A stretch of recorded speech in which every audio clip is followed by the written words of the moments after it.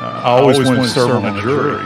I'm really super excited to be here, so I really appreciate you having me. I'm looking forward to it. Creating this whole trial, Daddy. I want to give a big shout out to the 13th Jury Podcast and Brandi. Yeah, I applaud you guys. Keep doing what you're doing. Every time you run into Phil Farmer, you should reach And then I just looked at the jury, and it's sort of like, look. I was in the eye of the storm, and you guys were watching the storm. Hey, if you're bored, come pop in and say, hey, watch this off. You are a ray of sunshine, and I love what you've done with your YouTube channel.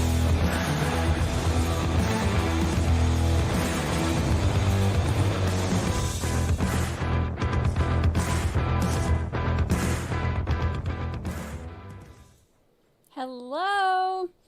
Good morning. Happy Monday. Does it feel like Monday? It doesn't really feel like Monday to me today.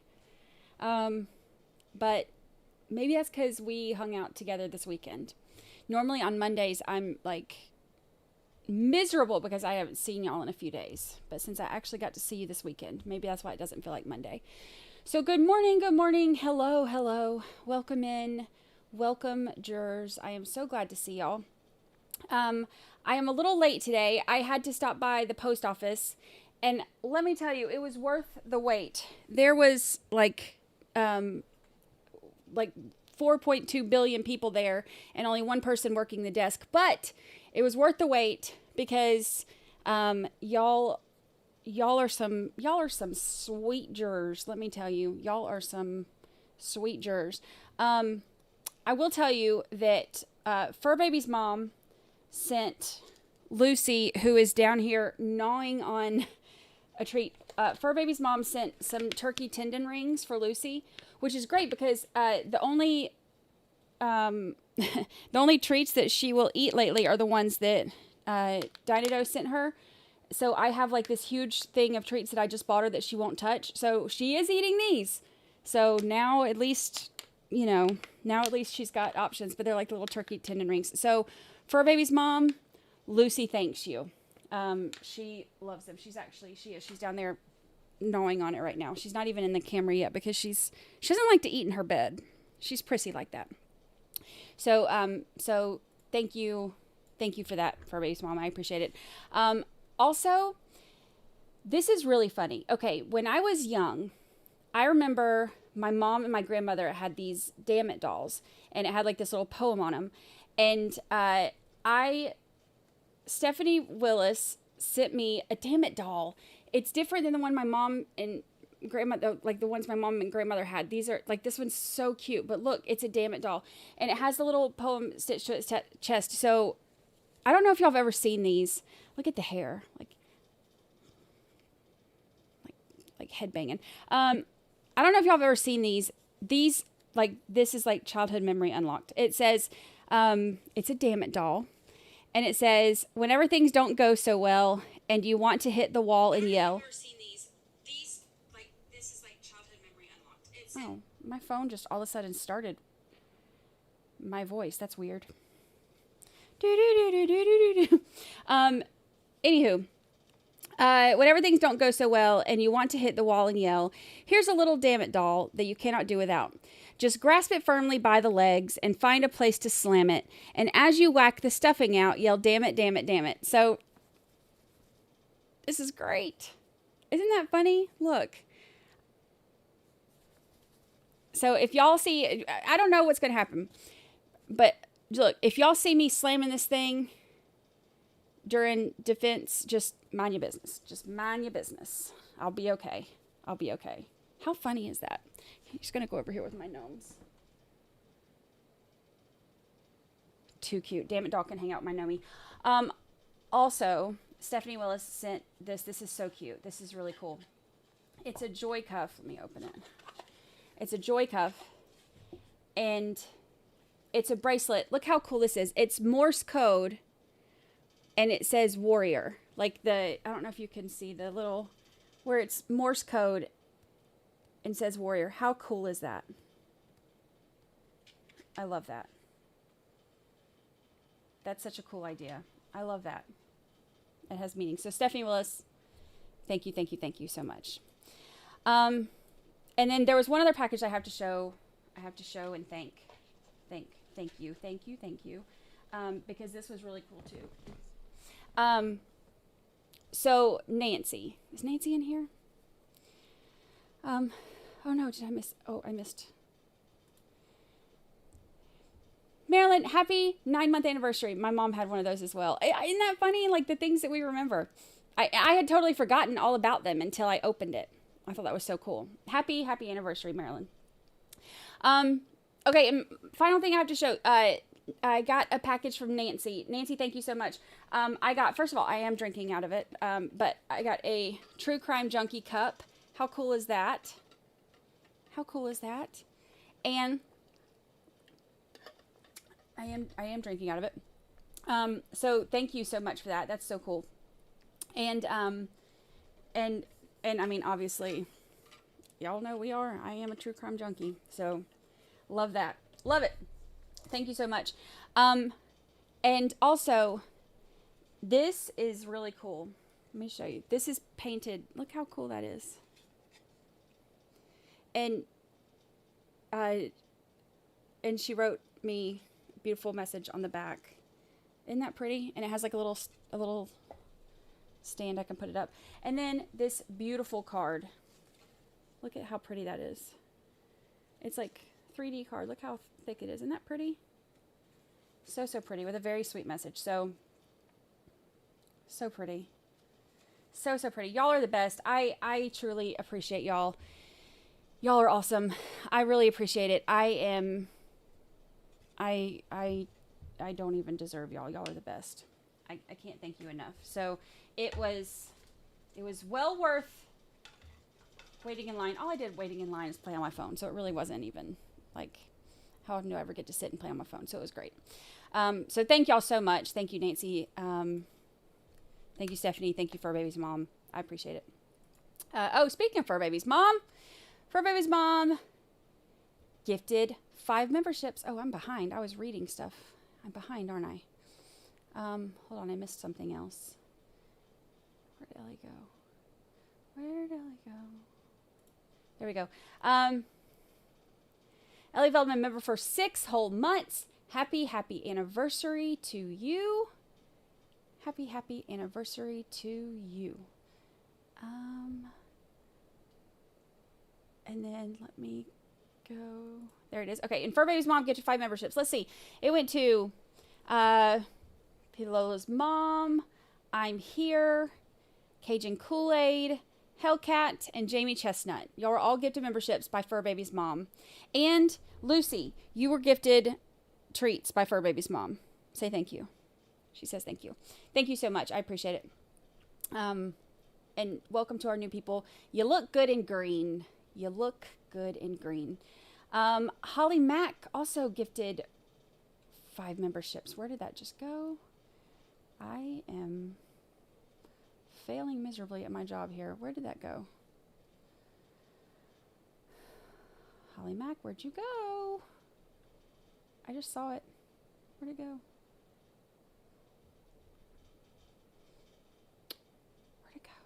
Oh, there it is. Holly Mack gifted... Oh, there we go. Holly Mack gifted 5 memberships. Let's see. Candace Hoff, Alicia Bennett, Stevie, Melissa Ann, and Janice JDM were all gifted memberships by our very own Holly Mack. Holly Mack, thank you so much. I appreciate it. You the best. Thank you. And welcome to our new members. And Warrior Choo-Choo for our queen. Thank you for the super chat. Thank you. Pilow's mom. Happy Monday, y'all. Happy Monday. It's going to be a good day. I have energy for the most part. I'm ready. We got DNA results coming today. So it's going to be a good day. We have, Candace Hoff said, I feel good in green. You look good in green too. we have the DNA results from stuff that, so all of that stuff that we went over the weekend, all of the stuff where they were like, yes, I swabbed this and sent it to DNA. I swabbed this and sent it to DNA. I did a screening test on this and then I sent it to DNA. Does my camera look crooked, or is my kitchen crooked? Maybe my kitchen's crooked. Maybe my camera's crooked. Maybe something's crooked. Maybe I shouldn't touch buttons. Maybe I just shouldn't touch anything. So, hi 80s. Hello. Y'all come on in. I am ready to get through some of this.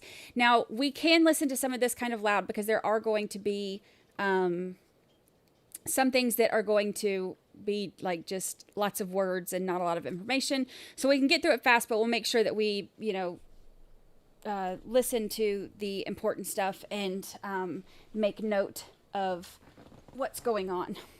So we will get that going. Tendo for 20, happy Monday. Love you all. Kill the like button. Yes. Thank you. Thank you for the super chat. Thank you. All right, are we ready? Are we ready to get this show on the road before I run out of steam? All right, let's see. Streaming.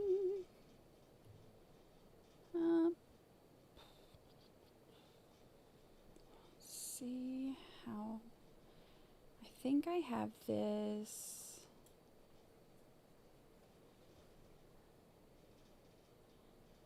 I need to move him down some. Let's see. There we go. All right. We are off and running. Oh, Ann, thank you for the super chat. Thank you. Linda Davis says, sorry to be late. You know what? We were just talking about you. We were like, I cannot believe she's late. We were all pretty pissed, so just so you know. Just joking. Glad to see you. All right, y'all ready? Stacey, yes. I have her arrest warrant and Fotis' arrest warrant and all of that.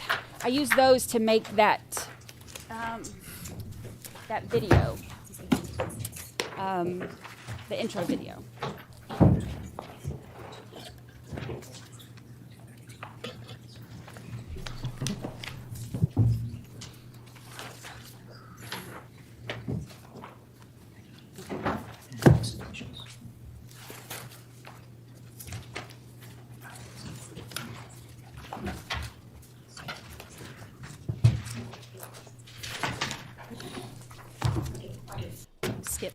Skip through this, skip. Ruffle papers, skip. Thank you. Good morning, ladies and gentlemen. Good morning. We continue with the state. Oh, wait, he's going like super fast. Oh, we're on 1.75. You want to do 1.5 or 1.25? You tell me. Beth, we'll start at 1.5, and if it's too fast, we can go down. Like I said, this is a lot of words here. Case. Yes, Your Honor, good morning. The state recalls Kristen Maydell. Beth, thank you for the super chat. Thank you, Beth Henderson. Thank you.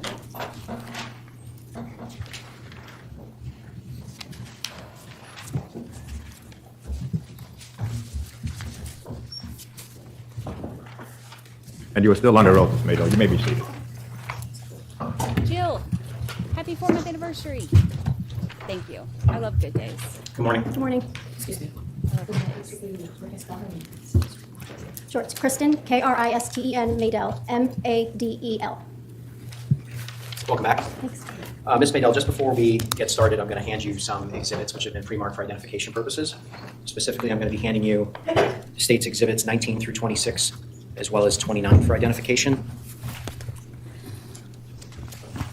And I'm also going to be handing you States 112 for identification and 117 through 121 for identification purposes.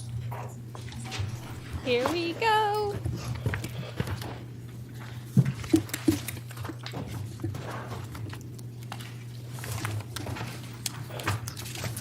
Ms. Maydell, are those all reports that you authored in connection with this case?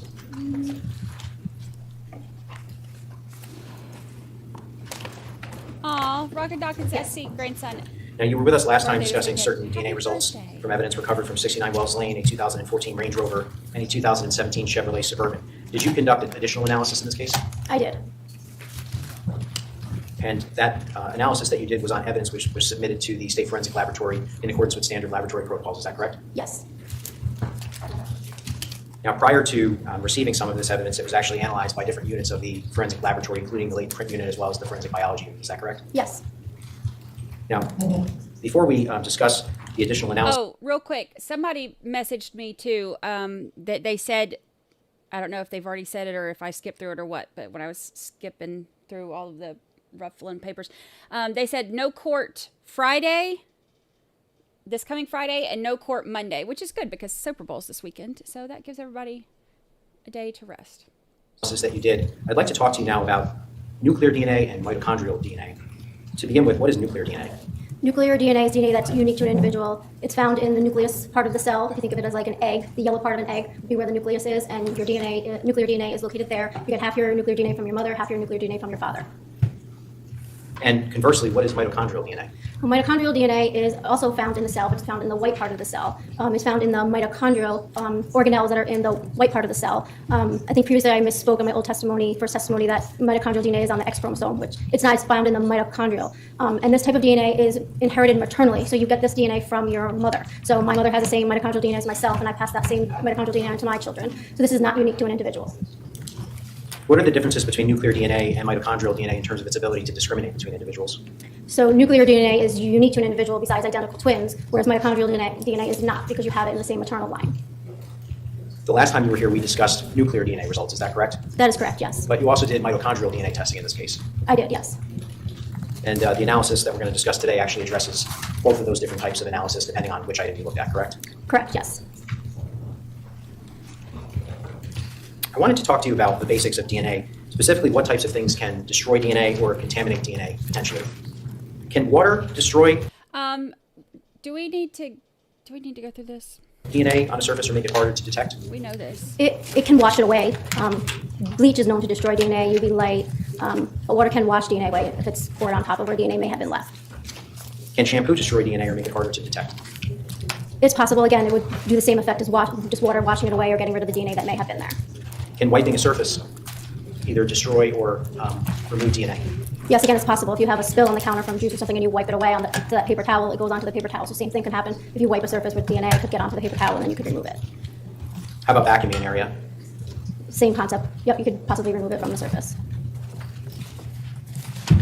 Does the amount of time that DNA is on an object also influence whether or not it can be detected by your equipment? Yes, of course. If it's there, if you leave DNA and then try and do a swab it and detect it right away, you might have a better result than if you wait a week or two. And why is that? Because it could get wiped away, it could degrade from the environment, you just would lose that DNA. Now, when a DNA profile is developed, is it possible to tell whether or not the profile came from blood, saliva, skin cells, or any other source? No, we cannot say that. And just to refresh the jury's memory, you spoke with us last time about STR-Mix. What is that? STR-Mix is the software that is used to help the DNA analyst interpret that DNA profile and give a statistical calculation to the weight of that evidence. Now, I want to direct your attention to 2019 and the initial analysis that you conducted in this case. What DNA kit was the laboratory using at that point? We were using for amplification, we were using a Fusion 6C amplification kit. And what DNA kit does the laboratory use now? Currently, we use the Global Filer STR amplification kit, which is just a different company. What are the differences between the two kits? The two kits have a couple of different sites that the Fusion had a few more sites that the Global Filer kit does not have. And so how can that influence or impact the DNA analysis?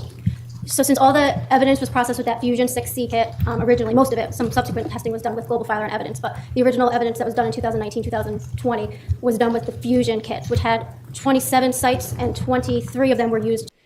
Miss Kitty, Tammy Rogers, Connie V, LV Bug, and Tayo Toys were all gifted memberships by Ann. Thank you so much, Ann. I appreciate it. Welcome to our new members. To perform statistical analysis if you had a match. Currently, the Global Filer kit has 24 sites with only 21 sites being used for statistics. So if you compare a new known that was done with the new kit, Global Filer, and only has 21 sites to use to compare to the original Fusion kit, you can only use those 21 sites. So therefore, those two sites that you had information in the evidence are not used for the statistical calculation. Now, did you receive two separate known DNA samples from the defendant, Michelle Troconis, in this case? I did, yes. And the first one was received in 2019? Yes. And the second one was received in 2023, correct? That is correct, yes. And so did you generate a profile from the known DNA samples in both instances? I did, yes. And did you do an analysis of the second known profile against the evidence that had already been tested? Yes, I wrote reports for the first comparisons when I compared her first known to all the evidence, and then in 2023, when her known was reprocessed with the new kit, I then went back and compared the new result of that known to all the previously done evidence. Now, the new kit that you refer to is called what? Global Filer? And Global Filer has less testing sites than Fusion 6 did. Yes. Now, in addition to the 2 known samples that you received from the defendant, can you just refresh the jury's memory as to who else you received known samples from? I received known samples from Fotis Dulos, Lauren Almeida, the swabbing of the electric toothbrush used as a pseudo-known, Pavel Lumeni, and the 5 Dulos children. Now, I'd like to direct your attention now to some of the specific analysis that you did and some of the results. Judge, if I may just have permission again to use my computer and be seated for the examination. Yeah. I find it very interesting and curious, and I would like to know more about it. Why they did not test Kent Mahoney, Fotis's friend, who is also charged with the conspiracy and all of that. I'm really curious why they didn't have his DNA and check his DNA against this as well. Yeah, she's a recalled witness. She's been up here before.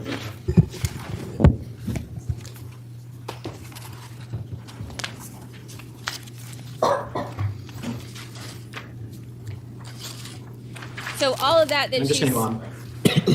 all that she's just saying is the testing that they used in 2019 is a different system of DNA testing than what they're using now. So she was kind of going through some of the differences. If it's just a whole lot of words, she says. I'm just going to begin by publishing the stipulation again, Your Honor. Paragraph 10 of State's Exhibit 103. State Police Exhibit 502K, seized from Hartford by Sergeant Kevin Duggan on May 31st, 2019, and identified as 4 pieces of black plastic garbage bag with duct tape attached to 2 pieces, contained within State Police Exhibit 502, seized from the scene, corner of Albany Avenue and Green Street, Hartford, Connecticut, was subsequently submitted to the Division of Scientific Services and designated as Submission 88. And, Your Honor, I'm going to open up and display to the jury State Trial Exhibit 111A, specifically a folder entitled State Police Exhibit 502K, Lab Submission 88. And there's a subfolder 88-3, which I'm opening, and I'm going to display the photograph 88-3S7.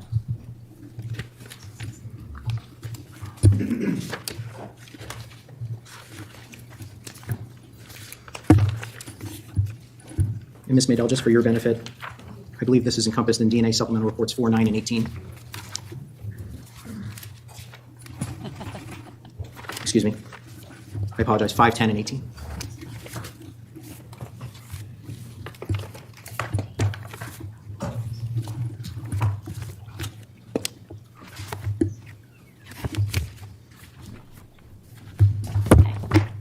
So I'd like to discuss with you now, there was a swabbing which was done by Ms. Velonis, identified as 88-3S7. Did you have an opportunity to do a DNA analysis on that particular swabbing?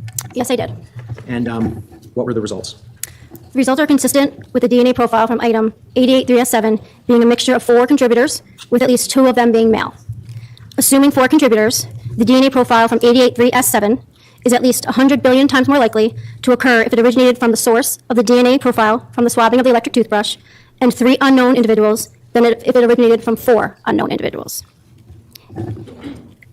In assuming 4 contributors, the DNA profile from 88-3S7 is at least 100 billion times more likely to occur if it originated from Fotis Dulos and 3 unknown individuals than if it originated from 4 unknown individuals.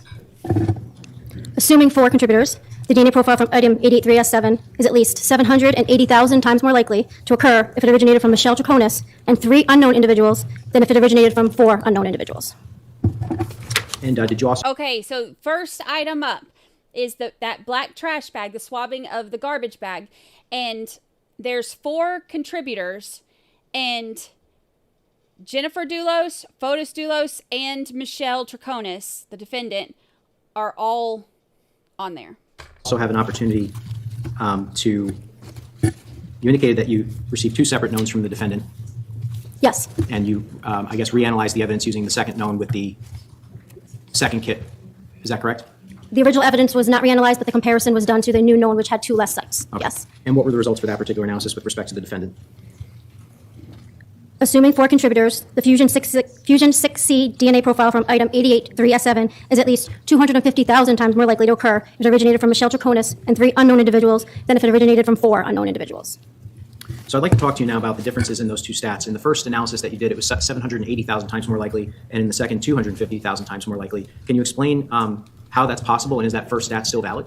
Both stats are valid. It's just as I said before, when we switched to this new kit with the new known that was submitted last year, 2023, it had 2 less testing sites to use for statistical calculations. So therefore, when I compared the new known to the original evidence that had more data, I can't use those 2 sites because I don't have data from the known. So when you do the statistical calculation, you're losing those 2 sites when you're doing basically the product rule. So if you have 2 times 2 times 2, 21 times, 2 times 2 versus 23 times, you're obviously going to have a higher number with those 2 extra times that you're multiplying the numbers out.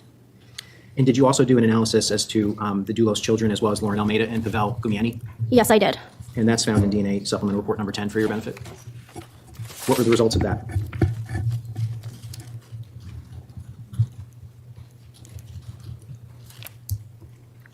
First, Lauren Almeida and Pavel Gumieni were both eliminated as possible contributors to that 4-person mixture. When comparing all 5 children, they were all at least 100 billion times more likely to occur if they originated from individually each of those children and 3 unknown individuals than if it originated from 4 unknown individuals. So, Ms. Maydell, does that mean that the children touched this bag or that it is, in fact, the children's DNA? I can't say who touched the bag, but for any of these conclusions, all I can say is looking at this 4-person mixture, it appears that the 2 major contributors that are contributing to this 4-person mixture are contributing about the same amount, so approximately the same amount from both of those 2 major contributors. And if those 2 major contributors are the parents of these children, you get half your DNA from your mother and half your DNA from your father. So if your parents' DNA is all there, of course you're going to have your profile be there, your types be there, because both your parents are contributing to that profile. Makes sense. I'd like to talk to you about the remainder of the 88-3 DNA results, if I could, specifically beginning with 88-3S1. And for the remainder of these, Ms. Maydell, those will be found in supplemental reports 4, 9, and 18 for your benefit.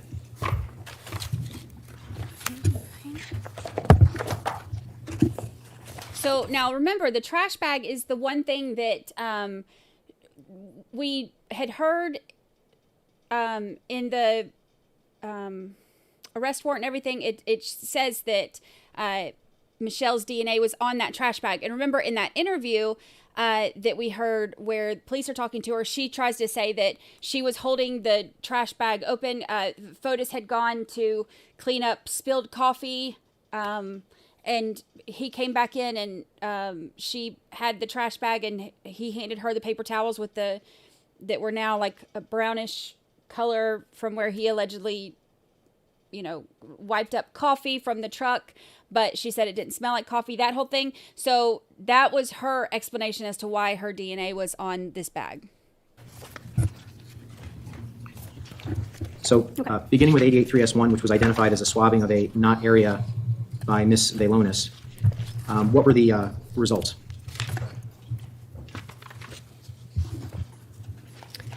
The results are consistent with the DNA profile from 88-3S1 being a mixture of 2 contributors. Assuming 2 contributors, the DNA profile from item 88-3S1 is at least 26,000 times more likely to occur if it originated from the source of the DNA profile from a swabbing of the electric toothbrush and 1 unknown individual than if it originated from 2 unknown individuals. Assuming 2 contributors, given the low likelihood ratios calculated, the results are inconclusive as to whether Fotis Dulos could be a contributor to the DNA profile from item 88-3S1. And Michelle Troconis is eliminated as a contributor to the DNA profile from item 88-3S1. And we're in supplemental number 9, were Lauren Almeida and Pavel Gumieni eliminated as well? Yes, that is correct. They were both eliminated. And with respect to the children, what were the results? Sorry, which report is that? DNA supplemental report number 9. That's also 9.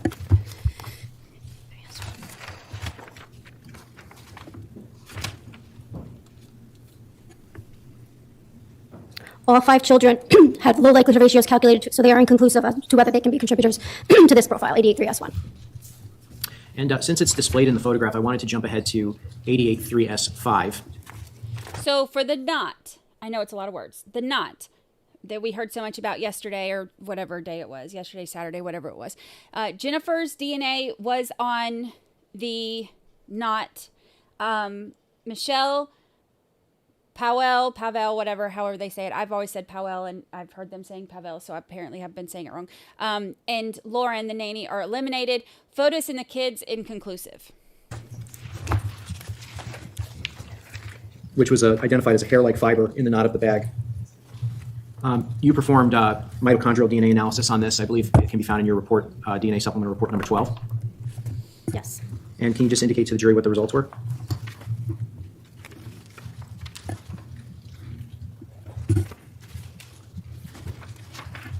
So for this hair, I attempted to get nuclear DNA from the hair, and I was not successful. There was no nuclear DNA detected. So because of that, we then went to the hair shaft and tried to get mitochondrial DNA profile from that hair, so which I did obtain a full mitochondrial DNA profile from 88.3S5. So the mitochondrial DNA sequence from 88.3S5 and 7G1 are the same. Therefore, the source of the DNA profile from the swabbing of the electric toothbrush cannot be excluded as a source of 88.3S5. I feel like I should explain that conclusion a little bit more because I don't think we talked about how mitochondrial DNA conclusions are different than nuclear. Sure. Since it's not unique to an individual and it's through the same maternal line, we say if two profiles match in mitochondrial, that they can't be excluded as coming from the same source or anybody in that maternal line. So a little bit different for mitochondrial DNA sequencing versus looking at those repeats that I talked about last time, where we were looking at, say, 4 letters, A, G, T, T, repeated 9, 10 times. That gives you your type. For mitochondrial DNA, you're looking at the actual order of those bases. So say you have the letter C-A-T, that spells cat. If you rearrange those letters and you do ACT, that is act. So those two do not match. They're two different profiles. So that's mitochondrial DNA. That's what we're actually looking at, is the order of the bases to see if they match. And then we say, if they do match, they cannot be excluded. And then we search the database of all these profiles to see how common or rare that profile is. It's more of a frequency estimate versus a likelihood ratio. So after I made the conclusion that 88.3S5 and the profile from 7G1, the toothbrush, are a match, I then search the database to see how common or rare that sequence is. We typically report the 3 major ethnic groups in Connecticut unless there's a match within another ethnic group, and then we report all those statistics. So I'll read those now.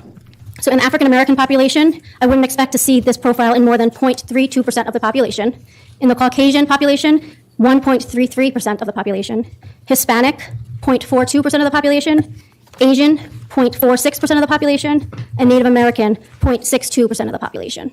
Now, in comparing that profile from 88.3S5 to the mitochondrial DNA profile from Fotis Dulos, Michelle Troconis, Lauren Almeida, and Pavel Gumeni, they're all excluded as being a possible source of that profile from the hair. I can also explain that we didn't test the children's mitochondrial DNA because it was irrelevant because we have the mitochondrial DNA profile from the toothbrush, and it would have been the same. Yeah, and speaking of the toothbrush, just to refresh the jury's memory, you did a parental analysis on the toothbrush to determine the likelihood that the profile on the toothbrush was related to Fotis Dulos. Is that correct? Correct. I made a maternity stat to the toothbrush to one of the children to show, yes. And I don't want to misquote, but I think it was something like 8 billion times more likely to be the mother of Fotis Dulos. It was something around that, yes. I don't know if I have that report here with me. Okay. I believe it's DNA supplement report 16. 16, let's see.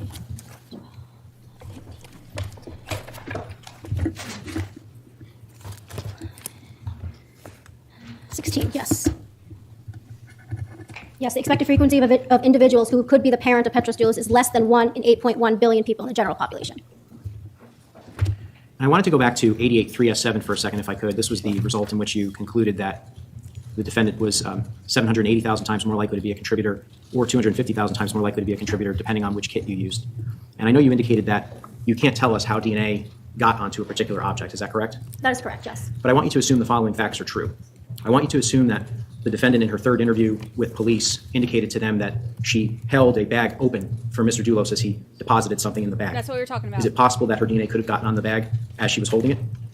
Yes, that's possible. You know that if you come in contact with something, it is possible for you to leave your own DNA behind on an item. Good morning. Welcome in. Welcome. Now I'm going to display in this folder, which is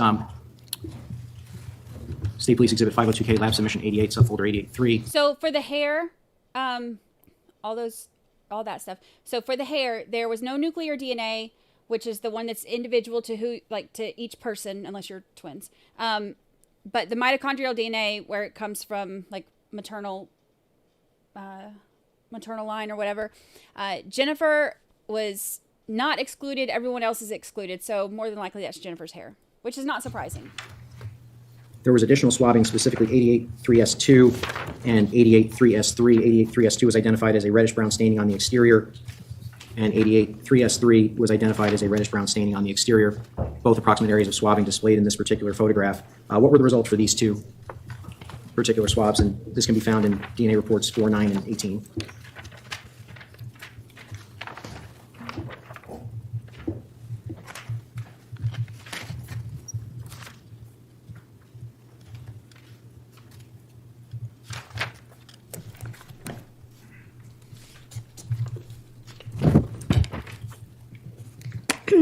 (88.3S2), the results are consistent with the DNA profile from item 88.3S2 originating from a single female individual.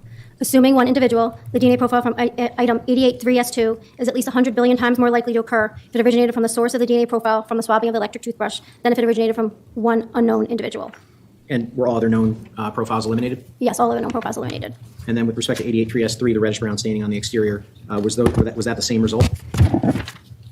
That is not number 4. Is that 88.3S3? Yes. So that's Jennifer Dulos as well. The toothbrush is Jennifer Dulos. Yes, same results. Single female individual. Yes. Okay, so 100 billion times more likely to originate from the profile generated from the toothbrush, and all other known individuals were eliminated? Correct, yes. And then on this same item, 88.3S4, I'm displaying that photograph, lab 88.3S4, and this was identified as exposed sticky sides of duct tape. The results are consistent with the DNA profile from 88.3S4 being a mixture of 2 contributors. Assuming 2 contributors, the DNA profile from item 88.3S4 is at least 100 billion times more likely to occur if it originated from the source of the DNA profile from the swabbing of the electric toothbrush and one unknown individual than if it came from 2 unknown individuals. Fotis Dulos and Troconis are eliminated as contributors to item 88.3S4. And as were all other known individuals, is that correct?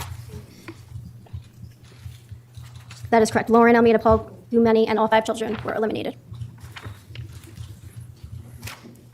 So sticky side of the duct tape. And I'm going to go to State Trial Exhibit 109 now. And I'm going to open a folder entitled State Police Exhibit 502U, Lab Submission 41. And I'm going to publish paragraph 12 of that same stipulation. State Police Exhibit 502U, seized from Hartford by Sergeant Kevin Duggan on May 31st, 2019, and identified as one black plastic garbage bag tied in a knot containing a shirt and bra with blood-like substance contained within State Police Exhibit 502, seized from the scene, corner of Albany Avenue and Green Street, Hartford, Connecticut, was subsequently submitted to the Division of Scientific Services and designated as Submission 41.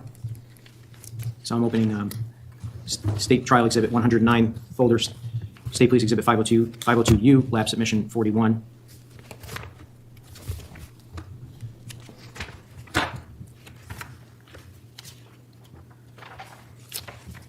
And Ms. Maydell, for your benefit, this can be found in your very first DNA report, as well as supplemental reports 1, 9, and 18.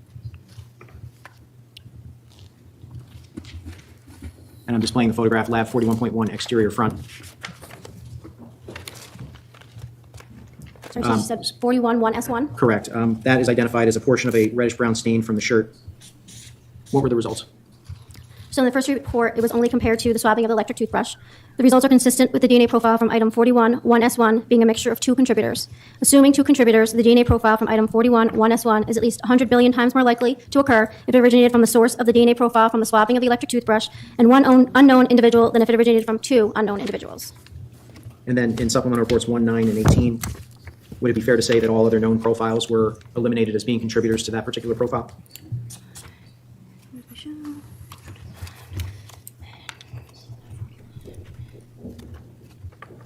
So this is the shirt. Yes, that is correct. Everyone else is eliminated.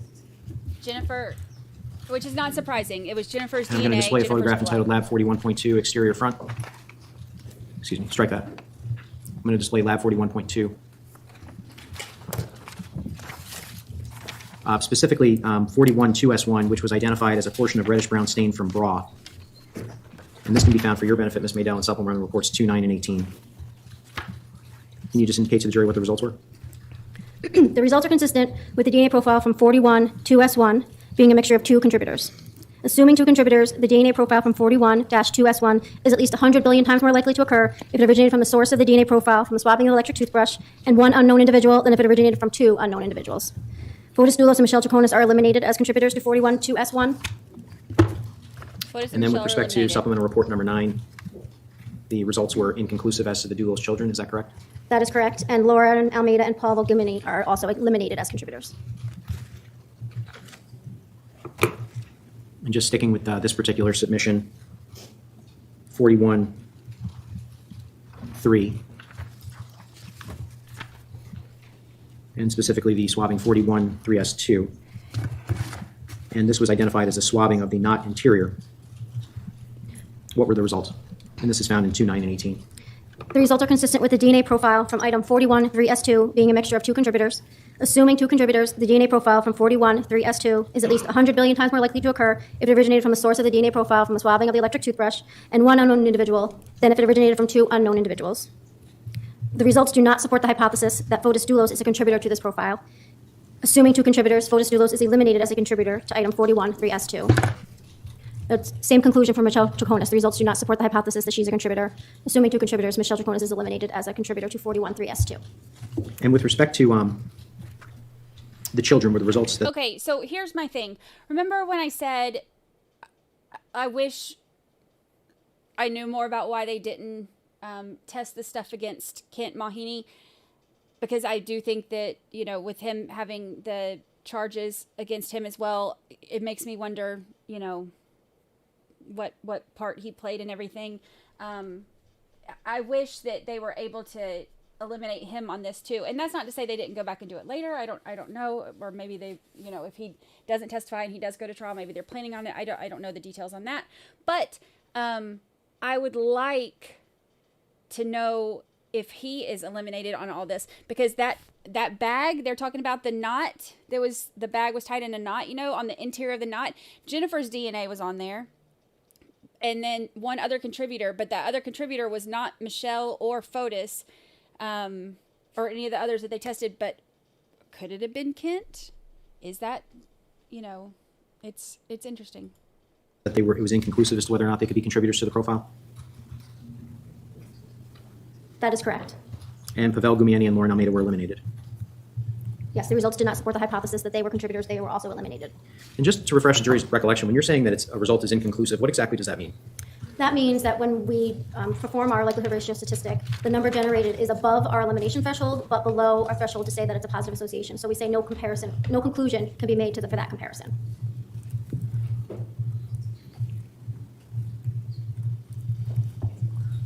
Nancy, did you see the beginning of the stream? Were you here? I'm going to direct your attention now to 41-3-31S1 or 31S1, identified as a reddish-brown stain on the panty liner found within that particular submission. Did you get any results? No DNA profile was generated from that sample. Okay. And how about 41-3-1S2, which was a swabbing of the absorbent side of that particular panty liner? The results are consistent with the DNA profile from item 41-3-1S2, originated from a single individual. Due to the limited data detected from 41-3-1S2, the comparison to the source of the DNA profile from the swabbing of the electric toothbrush is inconclusive. Due to the limited data detected from that same item, the comparison to Fotis Dulos is inconclusive. Michelle Troconis is eliminated as the source of the DNA profile from 41-3-1S2. And is it also fair to say in DNA supplemental report number 9, you concluded that Lauren Almeida, Pavel Gumieni, Petros Dulos, and Noel Dulos were eliminated as well? Correct. And due to the limited data detected, the comparison to Constantine, Christiane, and Theodore are also inconclusive.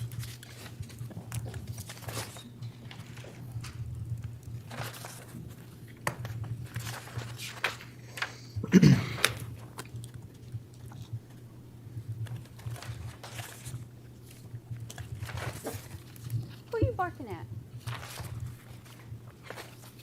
I want to just read a stipulation, paragraph 13 of State's Exhibit 103. State Police Exhibit 154, seized from Hartford by Sergeant Michael Butin on May 31st, 2019, and identified as one FedEx envelope, color white, containing 2 altered Connecticut license plates, seized from the scene storm drain at 1344 Albany Avenue, Hartford, Connecticut. It was subsequently submitted to the Division of Scientific Services and designated as Submission 96.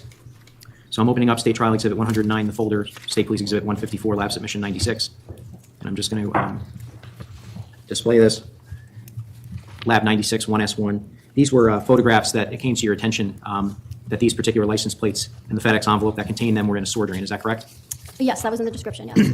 So I want to just direct your attention to DNA report number 6, supplemental report number 6. Were you able to generate a profile on either of these license plates or the FedEx envelope? Can you repeat the numbers, please? It's DNA supplemental report number 6. Sorry, the item numbers. Oh, I'm sorry. That's okay. 96, 1, 96, 2, and 96, 3. No DNA profile was obtained from any of those swabbings. Okay, so the license plates that were found in the sewer drain did not have any, you were not able to get a profile? We did not detect any DNA, no. Could you just indicate to the jury how those items being in a sewer drain could have potentially influenced any DNA evidence that might have been contained on them?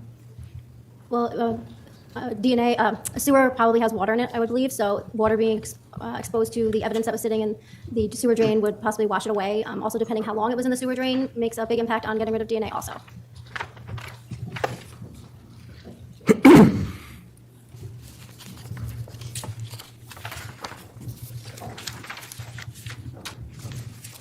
I'm going to read a stipulation now, paragraph 2. State Police Exhibit 502A, seized from Hartford by Sergeant Kevin Duggan on May 31st, 2019, and identified as one clear plastic bag with blood-like substance contained within State Police Exhibit 502, seized from the scene, corner of Albany Avenue and Green Street, Hartford, Connecticut, was subsequently submitted to the Division of Scientific Services and designated as submission number 50. All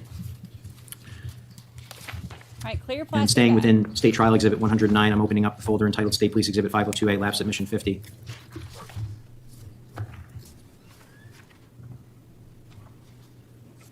And I'm displaying Lab 50 with paper added.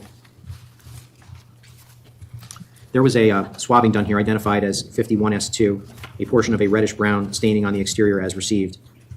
And the results of this can be found in DNA Supplemental Reports number 2, 9, and 18. The results are consistent with the DNA profile from item 51S2 being a mixture of 2 contributors. Assuming 2 contributors, the DNA profile from item 51S2 is at least 100 billion times more likely to occur if it originated from the source of the DNA profile from the swabbing of the electric toothbrush and 1 unknown individual than if it originated from 2 unknown individuals. Fotis Dulos and Michelle Troconis are eliminated as contributors to the DNA profile from 51S2. And then with respect to the children in DNA Supplemental Report number 9, is it fair to say that the results were inconclusive as to all Dulos children, whether or not they could be contributors to the profile? That is correct, and Lauren and Pavel are both eliminated as contributors. Attorney McGinnis, it may be helpful if the jury does not recall what those items are to indicate what the items are in the photo. Oh, yes, sir. This is lab submission number 50, which was identified as State Police Exhibit 502A, one clear plastic bag with blood-like substance, seized from Hartford.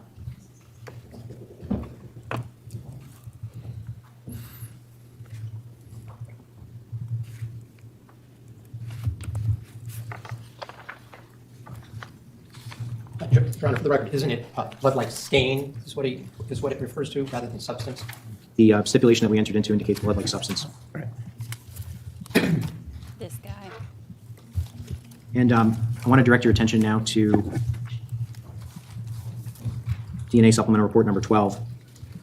There were hair-like fibers that were taken from submission number 50 that you did mitochondrial DNA testing on. Is that correct? That is correct. I tried to do nuclear DNA testing and did not develop a profile, so then we went to mitochondrial DNA testing. And is it fair to say that everyone was eliminated?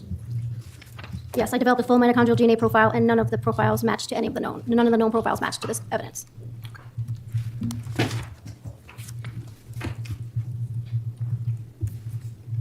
Just going to read paragraph 3. State Police Exhibit 502B, seized from Hartford by Sergeant Kevin Doug. So remember, this was found in like trash cans and stuff. So if that hair-like fiber didn't match any of the DNA profiles, it could have been from Kent Mahini or from anybody that they didn't test it because it didn't match any of on May them. 31st, 2019, and identified as one clear plastic bag with blood-like substance contained within State Police Exhibit 502, seized from the scene, corner of Albany Avenue and Green Street, Hartford, Connecticut, was subsequently submitted to the Division of Scientific Services and designated as submission number 51. I'm going to stay within that same disk and open up that folder.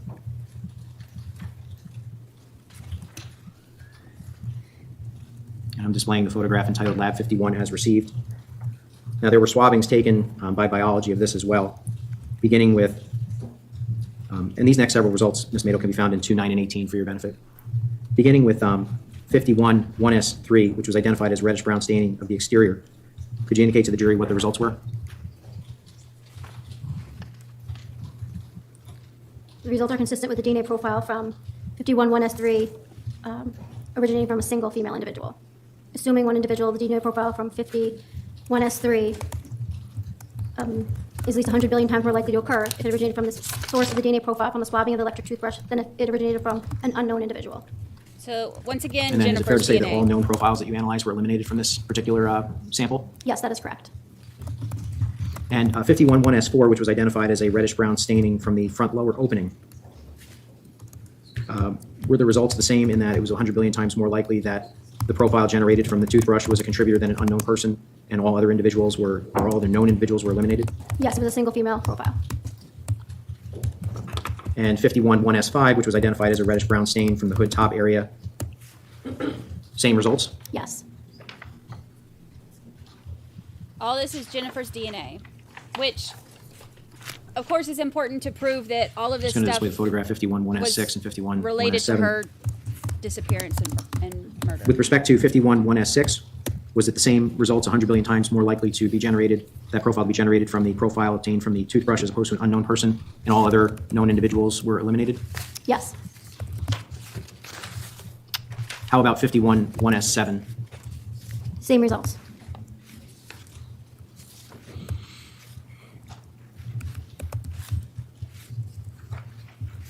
And I'm going to display the photograph, lab 51, 1S3, and S4, and S5, and S6, and S8.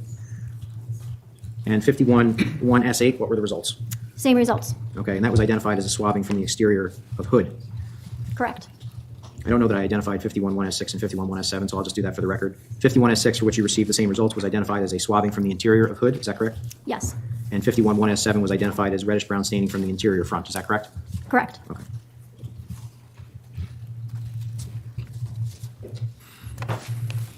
The DNA from the defendant so far is on one of the plastic bags. It had Jennifer, Fotis, and Michelle on there.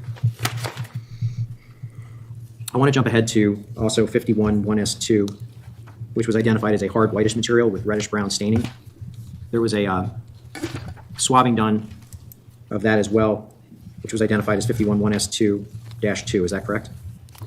Okay, that hard whitish material is one of the things that they did the confirmatory test on that we talked about over the weekend, where they confirmed that it was blood on there.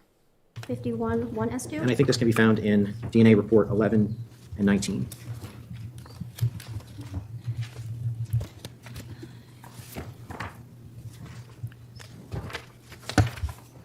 So with it being blood, I would expect this to be Jennifer again. Results are consistent with the DNA profile from item 51. Oh, I'm sorry, hold on one second. 51.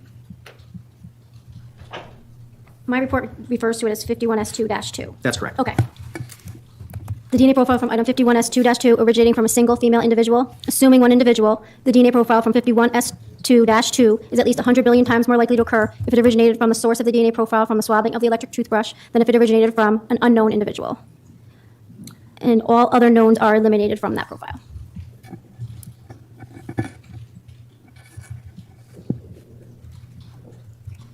I'm going to jump ahead to State Trial Exhibit 111A. This was Anita Valonis's disc. And I'm just going to read a stipulation, Your Honor. State Police Exhibit 502C, seized from Hartford by Sergeant Kevin Duggan on May 31st, 2019, and identified as one yellow and green kitchen sponge with blood-like substance contained within State Police Exhibit 502, seized from the scene, corner of Albany Avenue and Green Street, Hartford, Connecticut, was subsequently submitted to the Division of Scientific Services and designated as Submission 54. I'm just going to open that folder and display the photograph entitled Lab 54S1 and 54S2. And Ms. Maydell, just for your benefit, all of these results with respect to this particular submission can be found in Supplemental Reports 3, 9, and 18. Okay. The results are consistent with the DNA profile from item 54S1 originating from a single female individual. Assuming one individual, the DNA profile from 54S1 is at least 7.2 billion times more likely to occur if it originated from the source of the DNA profile from the swabbing of the electric toothbrush than if it originated from an unknown individual. Fotis Dulos and Michelle Troconis are eliminated as the source of the DNA profile from 54S1. So again, the sponge has Jennifer's And DNA. is it also fair to say that all the Dulos children, Lauren Almeida and Pavel Gumiani, were eliminated as well? Yes, that is correct. And just to refresh the jury's memory, when you say that something is consistent with being a single female or a single contributor, what does that mean exactly? That there's no evidence of more than one person contributing to that profile. And just for the record, 54S1 was identified as a reddish-brown stain along the short edge. Is that correct? Yes, it's called a stain on a sponge along short edge. And I want to direct your attention now to 54S2, which is identified as a reddish-brown stain near short edge. What were the results with respect to that? The results are consistent with the DNA profile from item 54S2 originating from a single female individual. Assuming one individual, the DNA profile from item 54S2 is at least 100 billion times more likely to occur if it originated from the source of the DNA profile from the swabbing of the electric toothbrush than if it originated from an unknown individual. Fotis Dulos, Michelle Troconis, and all other knowns are eliminated to that single female profile.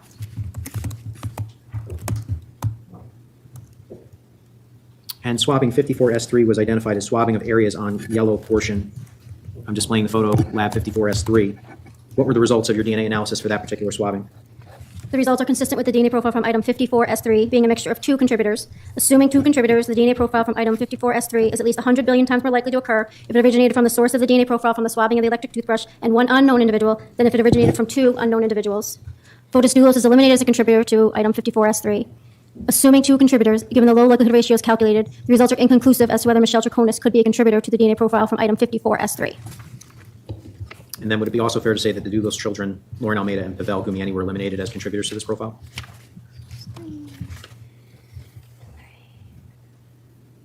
Yes, that is correct. So Jennifer's blood, or Jennifer's DNA, I should say, is definitely on the sponge, and there's one spot that was inconclusive to see if it was Michelle's.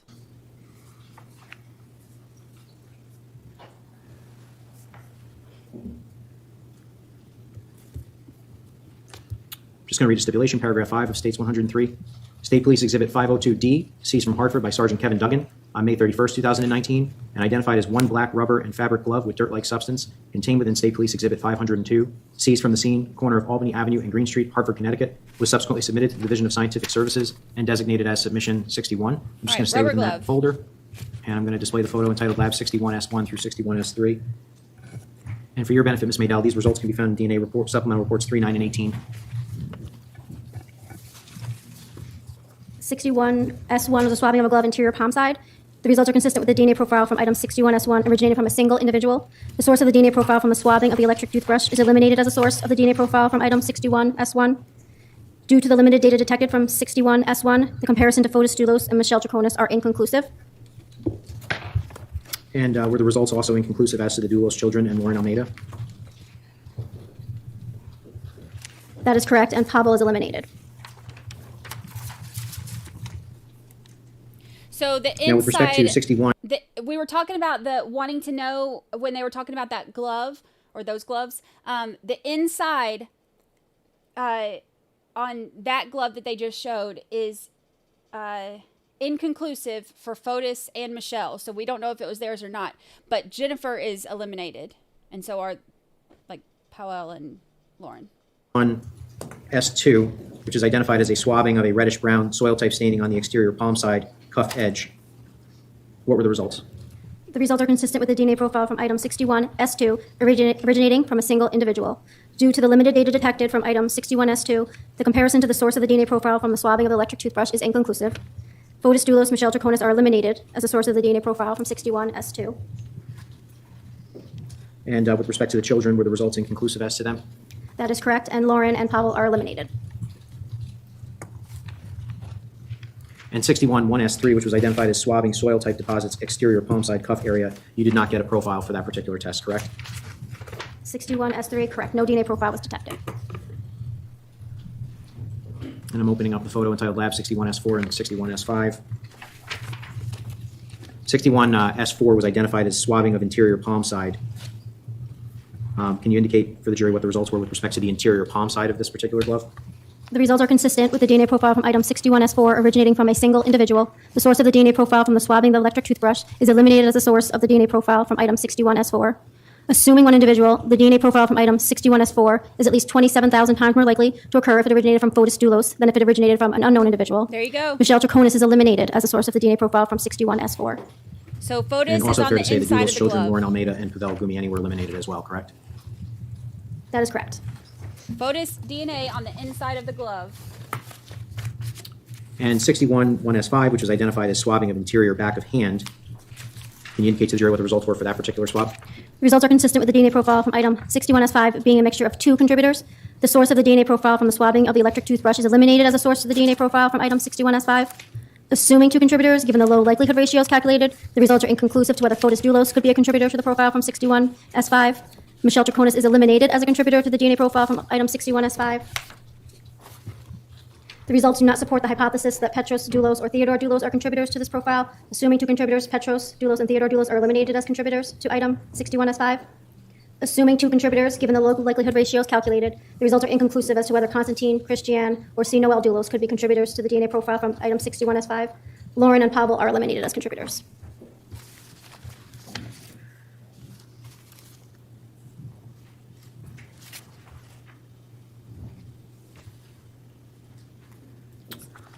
Inconclusive for Fotis on that one. Publishing paragraph 6 of States 103. State Police Exhibit 502E, seized from Hartford by Sergeant Kevin Duggan on May 31st, 2019, and identified as one pair of black husky gloves contained within State Police Exhibit 502, seized from the scene, corner of Albany Avenue and Green Street, Hartford, Connecticut, was subsequently submitted to the Division of Scientific Services and designated as Submission 62. I'm going to open that folder. Just going to display the photograph entitled Lab 62 1S1. 62 1S1 was identified as the swabbing of left glove, interior palm side. Can you indicate to the jury what the results were? The results are consistent with the DNA profile from item 62 1S1 originating from a single female individual. Assuming one individual, the DNA profile from item 62 1S1 is at least 100 billion times more likely to occur if it originated from the source of the DNA profile from the swabbing of the electric toothbrush than if it originated from an unknown individual. All other knowns are eliminated. And 61 1S2 and 1S3, I'm now displaying that particular photograph, which shows the approximate area where those swabbings took place. Were the results the same, meaning that 100 billion times more likely to have originated from the profile generated from the toothbrush, and all other knowns were eliminated with respect to 62 1S2 and 62 1S3?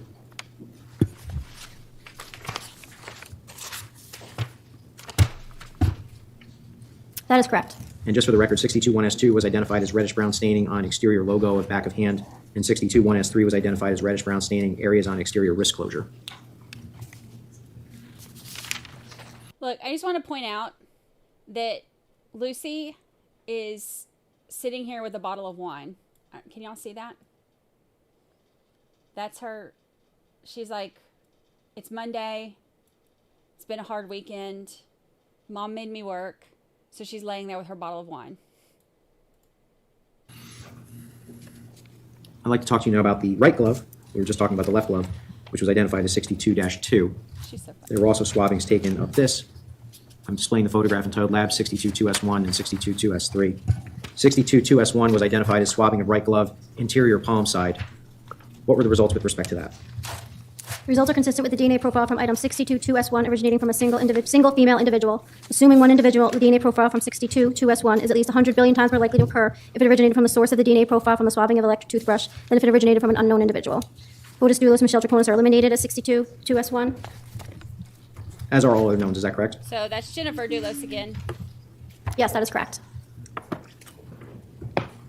62-2S2 is identified as reddish-brown staining on exterior logo on back of hand. I'm going to try to display that photograph. Here we go. This is photograph Lab 62-2S2 and 62-2S4. Could you indicate the results for 62-2S2? The results are consistent with the DNA profile from item 62-2S2 being a mixture of two contributors. Assuming two contributors, the DNA profile from item 62-2S2 is at least 100 billion times more likely to occur if it originated from the source of the DNA profile from the swabbing of the electric toothbrush and one unknown individual than if it originated from two unknown individuals. Fotis Dulos is eliminated as a contributor to the DNA profile from 62-2S2. The results do not support the hypothesis that Michelle Troconis is a contributor to this profile. Assuming two contributors, Michelle Troconis is eliminated as a contributor to DNA profile from 62-2S2. And with respect to the children? Given the, assuming two contributors, given the low likelihood ratios calculated, the results are inconclusive as to whether Petros, Constantine, Christiane, C. Noel, or Theodore could be contributors to the profile from 62S2. The results do not support the hypothesis that Lauren Almeida is a contributor to this profile. Assuming two contributors, Lauren Almeida is eliminated as a contributor to this profile, and Pavel is also eliminated as a contributor to 62-2S2. And Judge, I just have two more swabbings for this particular submission and then perhaps the morning recess. Yes. Directing your attention now to 62-2S3, which is identified as reddish-brown staining, stitching on wrist closure, palm side. Could you indicate to the jury what the results were?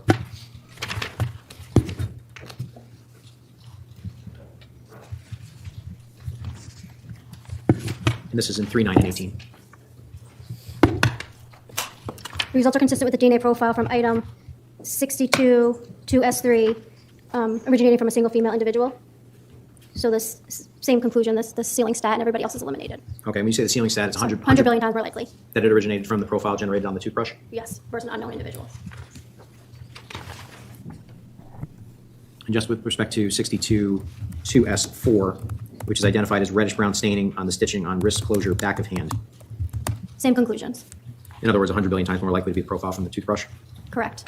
Than an unknown individual. Everybody else is eliminated. Judge, is this a good time to take a morning recess? Yes. Yeah, Lucy's getting ready for cross-examination already. She's prepping herself right now for cross.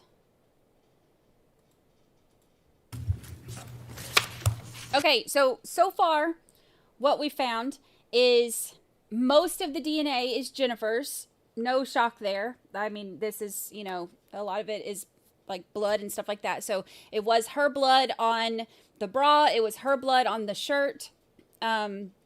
Her blood is on a lot of the bags, the poncho, that type thing. Her DNA is all over everything. So that's not a surprise. The reason that's important too is because, remember, they don't have a body. So they're having to show like all of this blood that's everywhere is coming from Jennifer Dulos. So that's really important. And then of course, Fotis having his DNA inside that glove, along with all of this stuff with Jennifer's blood, that's really bad. If he was on trial right now, that would be enough for most juries to convict him. And then the one bag had Michelle's DNA on there. And then there were a few things that were inconclusive for her. So we don't know if it was hers or not enough to tell, whatever. There was one thing which was the bag so far, that had her DNA on it for sure though. So Fotis inside the gloves, and Jennifer all over everything, and Michelle on one of the bags. Nurse for God gifted 5 memberships. Nurse for God, thank you so much. Let's see, Jackie T, Dr. Bullbutter, Nani of 3, Mark Anger, and Bravo Chick were all gifted memberships by Nurse for God. Nurse for God, thank you so much. You may proceed then. Oh, we're ready for the jury, Judge.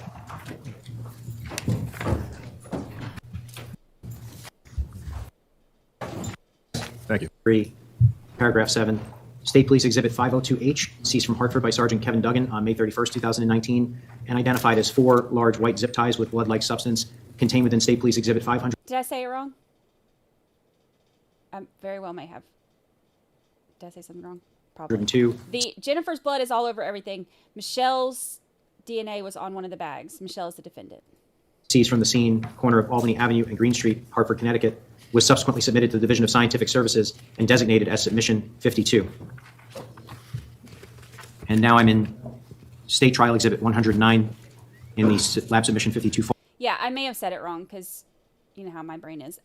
Michelle's DNA, our defendant's DNA, was on one of the trash bags. So it had her DNA and it had Jennifer's and Fotis. So it had all 3 of them contributing to one of the black garbage bags. A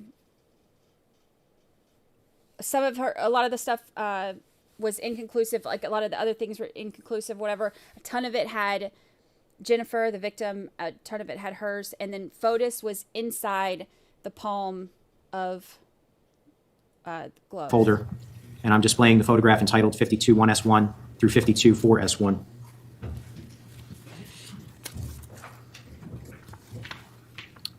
I want to just direct your attention now to some swabbings that were taken of this particular submission. All right, the zip and this may help ties. for your benefit. The results can be found in your reports, supplemental reports 2, 9, and 18.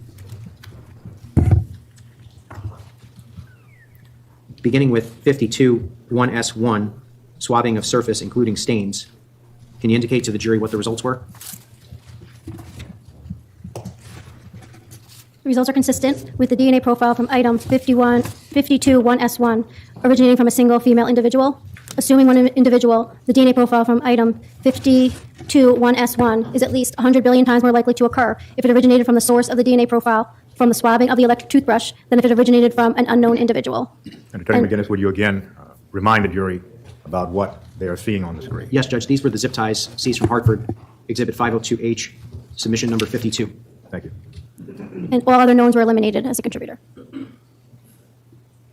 And just to be clear, so the profile was, it was 100 billion times more likely to have been generated by the profile you found on the electric toothbrush than an unknown individual. Is that correct? Correct. And it was a single female profile? Correct. And with respect to swabbings 52-2S1, swabbing of surface including stains, 52-3S3, swabbing of surface including stains, and 52-4S1, swabbing of surface including stains, were the results identical? Yes, they were.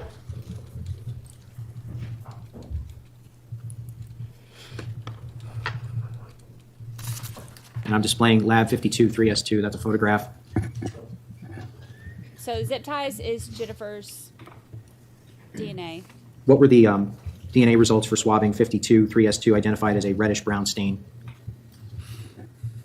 The same results as the other 4 from the zip ties. Single female, 100 billion times more likely to be the profile from the electric toothbrush? Yes, and all other knowns eliminated.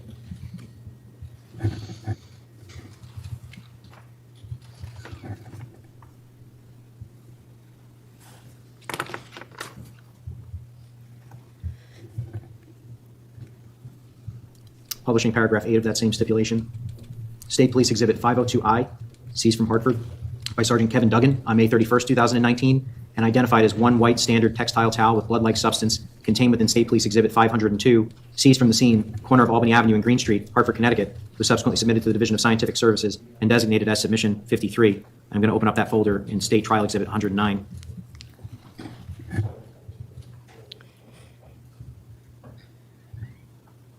And I'm opening the photograph entitled Lab 51-3S1 and 53S2.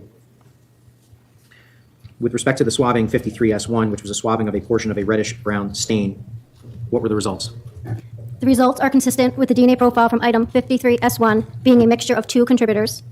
Assuming 2 contributors, the DNA profile from item 53S1 is at least 100 billion times more likely to occur if it originated from the source of the DNA profile from the swabbing of the electric toothbrush and 1 unknown individual than if it originated from 2 unknown individuals. Okay, so Fotis Dulos and Michelle Troconis are eliminated as contributors to the DNA profile from 53S1. And then with respect to the children? Assuming 2 contributors, given the low likelihood ratios calculated, the results are inconclusive as to whether Petros, Constantine, Christiane, C. Noel, or Theodore Dulos could be contributors to the DNA profile from 53S1. Lauren Almeida and Pavel Gumini are eliminated as contributors. And I might stand corrected on that. It may not have been a swabbing. It may have actually been a cutting of the 53S1 may have actually been a cutting of the towel. Mine is described as a portion of a reddish-brown stain from towel. Right. So it was actually a piece of the towel as opposed to a swabbing of the towel. Correct. They normally would call it swabbing, yes. And then with respect to 53S2, which was I believe another cutting of a reddish-brown stain. Is that correct? It might be a different report. Oh, I'm sorry. That's supplemental report number 3. Yes. 53S2 is a reddish-brown stain from a towel. 53S2. The results are consistent with the DNA profile from item 53S2 originating from a single individual. The source of the DNA profile from the swabbing of the electric toothbrush is eliminated as the source of the DNA profile from item 53S2. Fotis Dulos and Michelle Troconis are also eliminated as the source of the DNA profile from 53S2. I believe everyone was eliminated from this. Is that correct? Double check. Sure.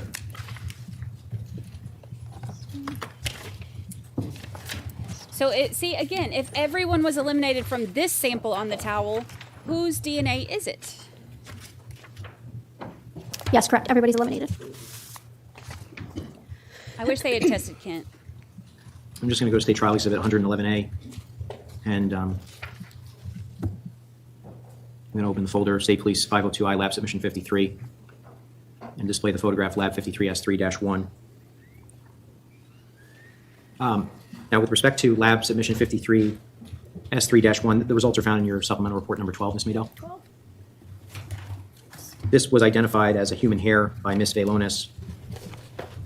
And can you just indicate to the jury what type of testing you did on this and what the results were? Sure. I attempted to obtain a nuclear DNA profile, was not able to, so I then processed mitochondrial DNA on the shaft. And I generated not a full mitochondrial DNA profile, a partial. And the mitochondrial DNA sequence obtained from item 53S3-1 and number 45, which is the known from Fotis Dulos, are the same. Therefore, Fotis Dulos, or another member of the same maternal lineage, cannot be excluded as the source of the item 53S3-01. So then I searched the database of that partial profile to see how frequent that profile is seen. In the African American population, you would expect to see it more than 0.12%, Caucasian 0.11%, and the Hispanic 0.12%. All other knowns were excluded as being a possible source of that mitochondrial DNA sequence. So this is one of the hairs. In that same state trial exhibit 111A, I'm opening the folder, lab submission 55.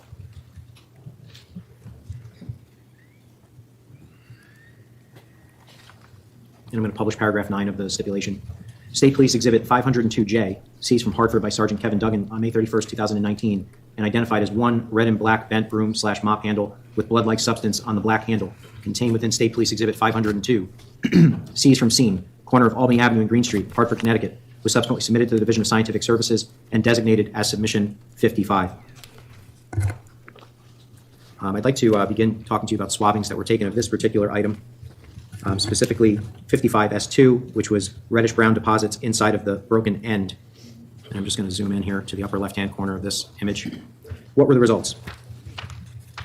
The results are consistent with the DNA profile from item 55S2, originating from a single female individual. Assuming one individual, the DNA profile from item 55S2 is at least 100 billion times more likely to occur if it originated from the source of the DNA profile from the swabbing of the electric toothbrush than if it originated from an unknown individual. And all other knowns are eliminated. And then with respect to 55S3, which was identified as a reddish-brown stain on black cap. So that's Jennifer on one of them. 55S4, identified as a reddish-brown stain near broken end. And 55S5, swabbing of metal portion of handle. Were those results identical? Yes, they were. All right, so Jennifer's DNA on all of the samples or swabs taken from that broom handle.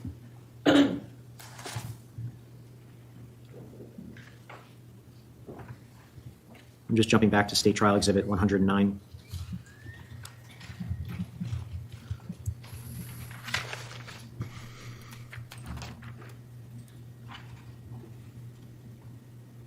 For the first several of the next results, Ms. Maydell, for your benefit, DNA reports 4, 9, and 18, and I'll let you know when we jump ahead. Judge stipulated between the parties 502K was the 4 pieces of black garbage bag seized from Hartford and given lab submission number 88. And I'm just going to open the folder, lab submission 88, and the subfolder 88-1.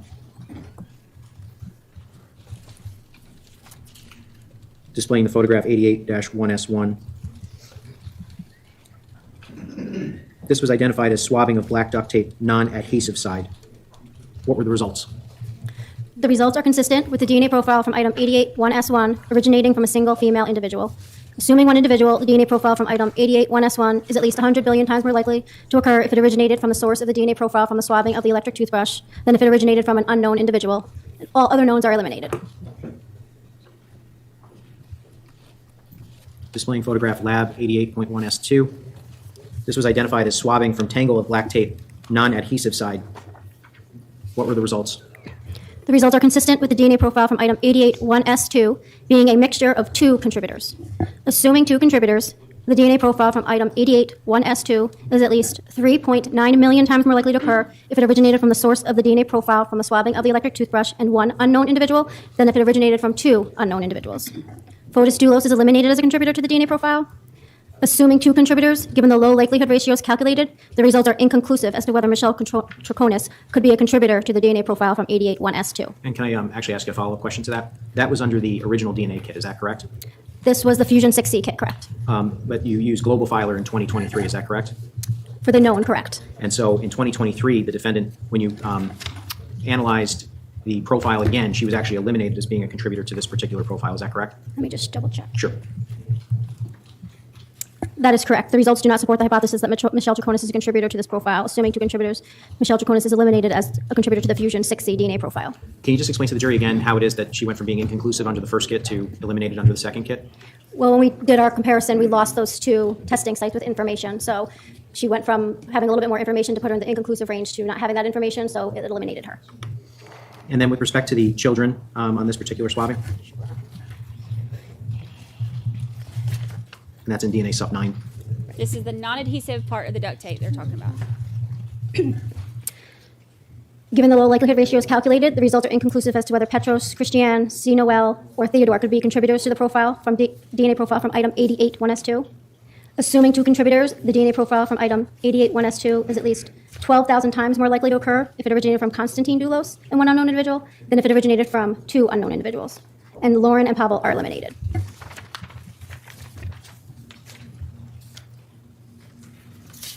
Displaying Lab 88-1S3, which was identified as a reddish-brown stain exterior of non-damaged plastic bag.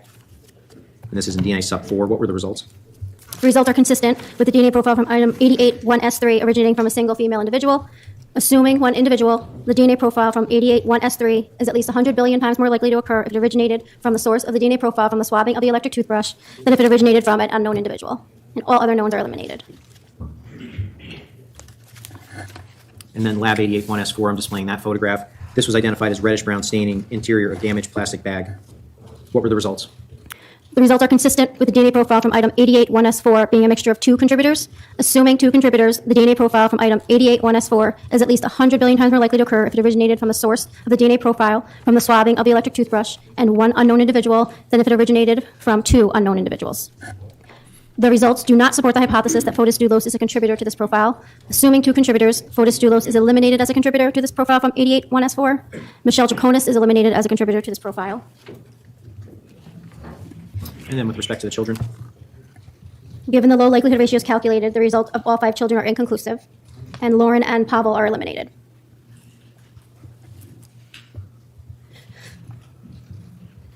Displaying photograph Lab 88.1S6. Lab 88-1S6 was identified as a swabbing from exterior opening of non-damaged plastic bag. And this is in DNA supplemental report number 5, 10, and 18 for your benefit, Ms. Maydell.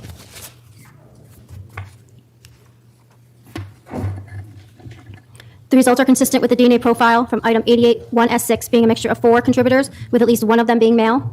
Assuming 4 contributors, the DNA profile from item 88-1S6 is 100 billion times more likely to occur if it originated from the source of the DNA profile from the swabbing of the electric toothbrush and 3 unknown individuals than if it originated from 4 unknown individuals. The results do not support the hypothesis that Fotis Dulos is a contributor to this profile. Assuming 4 contributors, Fotis Dulos is eliminated as a contributor to item 88-1S1. Assuming 4 contributors, given the low likelihood ratios calculated, the results are inconclusive as to whether Michelle Troconis could be a contributor to the DNA profile from item 88-1S6. And the Dulos children, Lauren Almeida and Pavel Gumieni, were eliminated. Is that correct? Okay, so again, here we are with a bag, and Jennifer's DNA is on there, and there's one man's DNA contributing to it, but Fotis and the kids were eliminated. So who's the other man? Could it be Kent? Who is it? It's not Powell. It's not Fotis. It's not the kids. The results do not support the hypothesis that the 5 Dulos children are contributors. They are eliminated, and Lauren and Pavel are also eliminated. And 88-1S7, which was identified as swabbing from exterior opening of damaged plastic bag. You did not develop a profile on that particular swabbing, correct? Correct. No nuclear DNA profile was detected.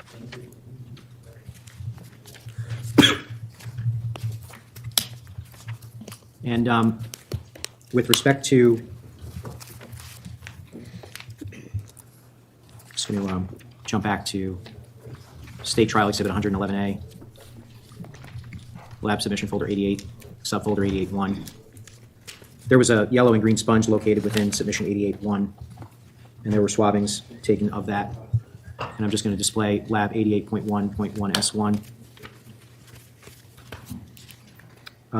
What were the results of the swabbing lab 88-1-1S1? And that's in DNA sub 4. I believe no profile was obtained, is that correct? 88-1-1S1? That's correct. Correct. No DNA profile was obtained. I can't remember if I asked you this earlier, but how is it possible that a profile was not obtained? There's just not enough DNA there to be detected in our system. Okay. And then there was also a human hair removed from that sponge. I'm displaying a photograph entitled Lab 88.1.1S2 and directing your attention to DNA Supplemental Report number 12. Yes. Can you just indicate to the jury what type of testing you did on this hair and what the results were? Again, I attempted to get nuclear DNA profile from this hair, and I did not. So then I tested it for mitochondrial DNA and obtained a full mitochondrial DNA profile. And In comparing the mitochondrial DNA profile from 88-1-1S2-01 and the known from 94, submission number 94, which is Pavel's known, are the same. Therefore, Pavel Gumini or another member of the same maternal lineage cannot be excluded as the source of item 88-1-1S2-01. So searching the database of that profile, I would not expect to see this profile in more than 0.12% in the African American population, 0.36% in the Caucasian, 0.12% in the Hispanic, 0.46% in the Asian, or 0.46% in the Native American populations.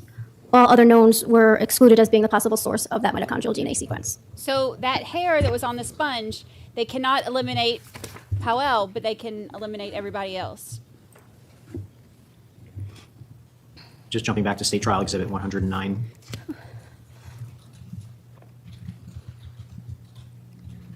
Lab submission number 88, folder 88-1.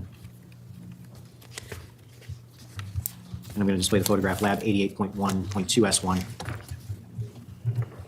There was a black plastic garbage bag that was folded and found with inside 88-1. And the swabbing 88-1-2S1 was identified as a brownish stain from the exterior. What were the results of that? And this is in 4, 9, and 18.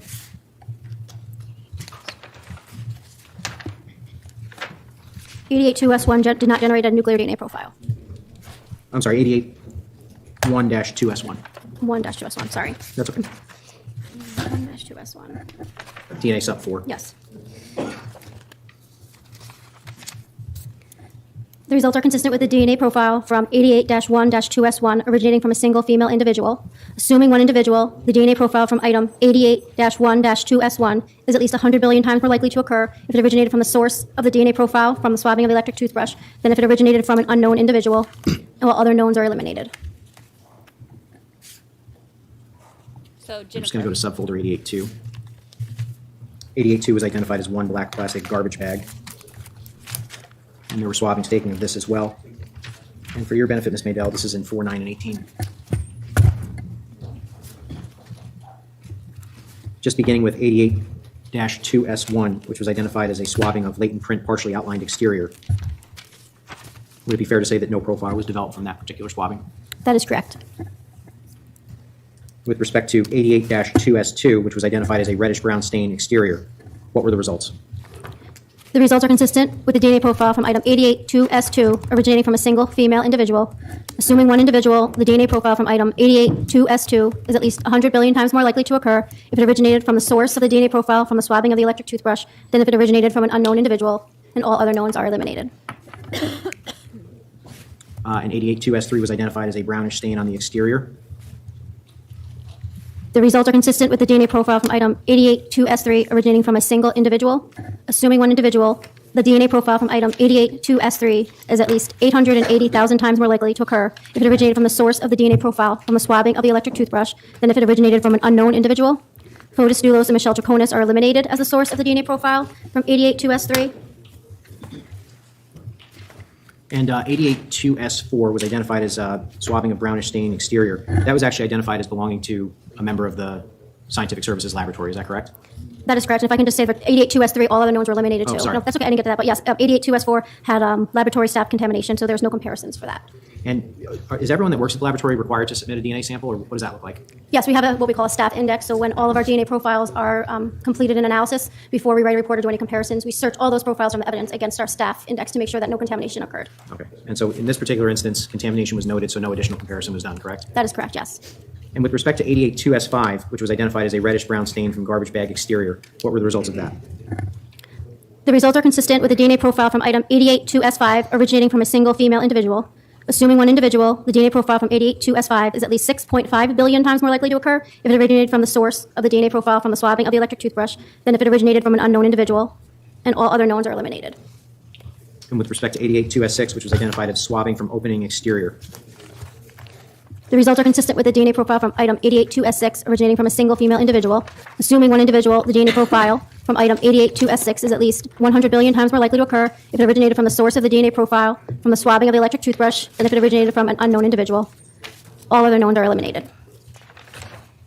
and displaying the photograph entitled Lab 88-2S7, identified as a swabbing of a reddish-brown stain interior. No profile was developed from this particular swabbing. Is that correct? That is correct, yes. So again, a bunch of Jennifer's And displaying DNA. the photograph Lab 88-2S8, This was identified as reddish-brown stain interior. What were the results of this analysis? The results are consistent with the DNA profile from item 882S8 originating from a single female individual. Assuming one individual, the DNA profile from item 882S8 is at least 1.9 billion times more likely to occur if it originated from the source of the DNA profile from the swabbing of the electric toothbrush than if it originated from an unknown individual, and all other knowns are eliminated.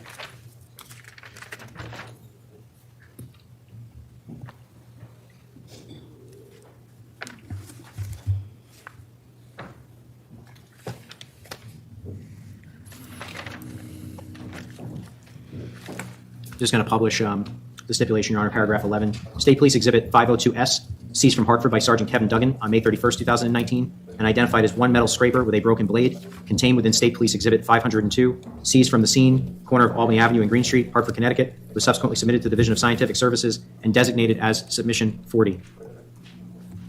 I'm going to open up So it's the that folder metal for Submission scraper, 40 and display the photograph entitled Lab 40S1 and 40S2. the razor blade in it that was broken. I want to direct your attention now. This can be found in DNA reports 29 and 18 for your benefit. So with respect to swabbing 40S1, which was identified as a swabbing of blade and blade holder, could you indicate to the jury what the results of your analysis were? The results are consistent with the DNA profile from item 40S1 being a mixture of two contributors. Assuming two contributors, the DNA profile from item 40S1 is at least 100 billion times more likely to occur if it originated from the source of the DNA profile from the swabbing of the electric toothbrush and one known individual than if it originated from two unknown individuals. Fotis Dulos and Michelle Troconis are eliminated as contributors to 40S1.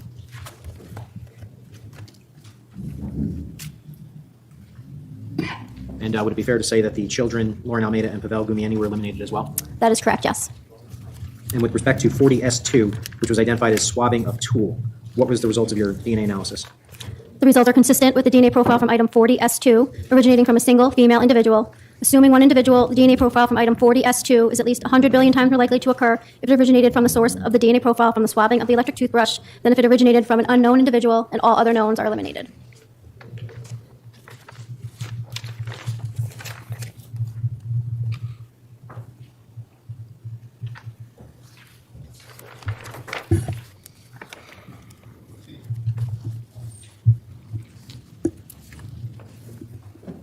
I'm going to publish State's Exhibit 104, which is a stipulation, specifically paragraph 3, and this is the stipulation with respect to the Toyota Tacoma.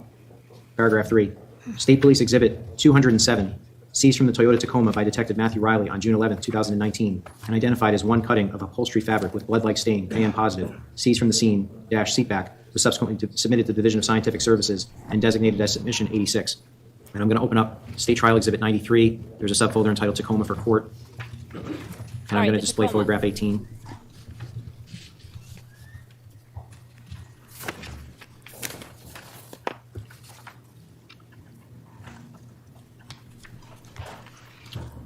And Ms. Maydell, for your benefit, this can be found in DNA reports 3, 9, and 18.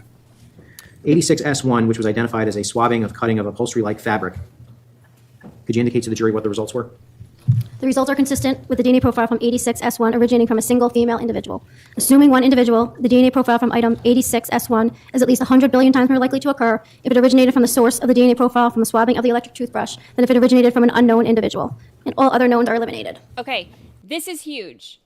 This part's huge because that seat is not the seat that was in the Tacoma when they seized it. That was the seat that Powell kept because Fotis had told him to replace the seats, and they took a sample from that upholstery, and it came back positive for Jennifer Dulos DNA.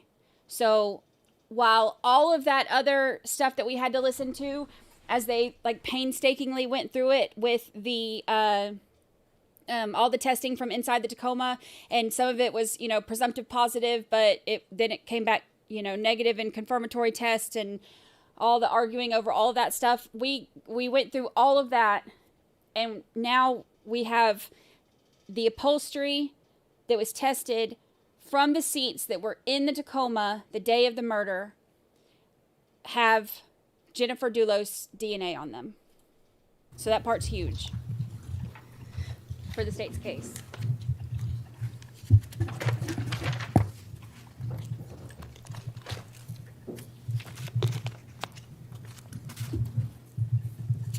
Sorry, I'm just waiting for it to buffer.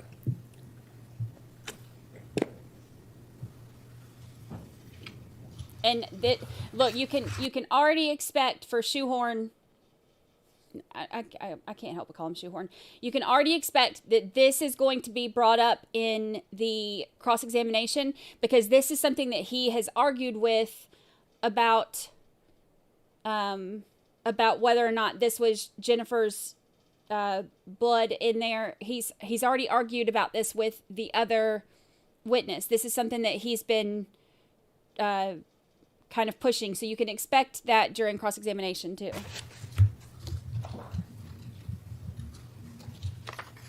I'm just going to read the stipulation. This is paragraph 4 from States 104. State Police Exhibit 208, seized from the Toyota Tacoma by Detective Matthew Riley on June 11th, 2019, and identified as 2 swabs seized from the scene, front plate screws, and surrounding areas, was subsequently submitted to the Division of Scientific Services and designated as Submission 90, and I'm displaying photograph 1 in that same subfolder, Tacoma for court. Let me explain why, too, before I forget and we move on. The reason he's going back and forth, remember I just said they did all of that screening, all those screening tests, and some of the stuff came back positive and some of it didn't. And then some of it they sent on, there was only a few things that they sent on for confirmatory testing. And then the rest of it, they sent directly to DNA. So if there's this, small spot on this seat that came back, they did a screening test and it shows positive for blood. That doesn't necessarily mean that it is blood. There are other things that can show, positive results, like we talked about, like rust and things like that. So once they get that positive, they have the choice to either send it to, confirmatory test to make sure it's blood, or they can send it to DNA to see if it has, a DNA profile that they can get from it. If there's only a small spot, they generally will only send it to the DNA, because if they send it for confirmatory testing, it can destroy any of the DNA profile that's left on there. And so then it's like, okay, well, yeah, it's blood, but now we don't know whose it is. What good does that do? So of course, the better option would be to send it on for DNA analysis, which is exactly what they did. So the reason that Shoehorn is pushing this issue is because it was presumptive positive for blood. So they sent it on to DNA, and the DNA shows that it was Jennifer's. Now, you can presume it's blood, because it's a blood-like stain. It was presumptive positive, and then it was, turns out to be her DNA. Obviously, if it was rust, it's not going to be her DNA. But his big point, and the reason he was arguing with the other detective, I can't remember his name, but the reason he was arguing with the other detective about this is because the spot, even though it was presumptive positive and then it had Jennifer's DNA, it was never done. They never did a confirmatory test on it because, again, they can only really pick one or the other because it's not a big enough spot to where they feel like they would be able to have, one sample to do this and one sample to do this or whatever. So they didn't want to mess up the DNA profile. So his big thing is, okay, well, it has her DNA, but you don't know it's blood because there's, you didn't do a confirmatory test for it to be blood. So that's his big argument with this. Is it an effective argument? No. The jury's going to hear presumptive positive for blood and had Jennifer's DNA, and, that's circumstantial, yes, because they didn't do the confirmatory. But if it looks like blood, it's presumptive positive for blood, and it has DNA, then we know it's not going to be presumptive positive, rust that has her DNA in it. It's not going to be presumptive positive bleach that has her DNA in it. It's going to be, presumptive positive blood that has her DNA in it. But we can expect him to argue this again when he gets up here. Does that make sense? Directing your attention to DNA supplemental report number 4, 90S1, identified as envelope with 2 swabs from front plate screws and surrounding area. Were you able to generate a DNA profile on those screws? I did not.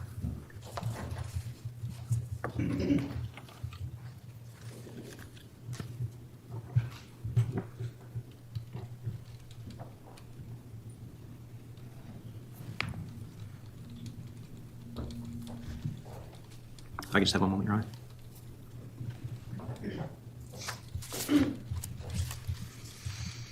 I'm displaying photograph 8. I'm just going to read the stipulation. This is paragraph 1. State Police Exhibit 203, seized from the Toyota Tacoma by Detective Matthew Riley on June 11, 2019, and identified as 2 swabs of blood-like stain, KM positive, seized from the scene, interior side of left door, was subsequently submitted to the Division of Scientific Services and designated as submission 84. And this is found in DNA sub 2. 84S1 was identified as 2 swabs of that blood-like stain. Were you able to generate a profile? You said 84S1? Yes. No, DNA profile was generated.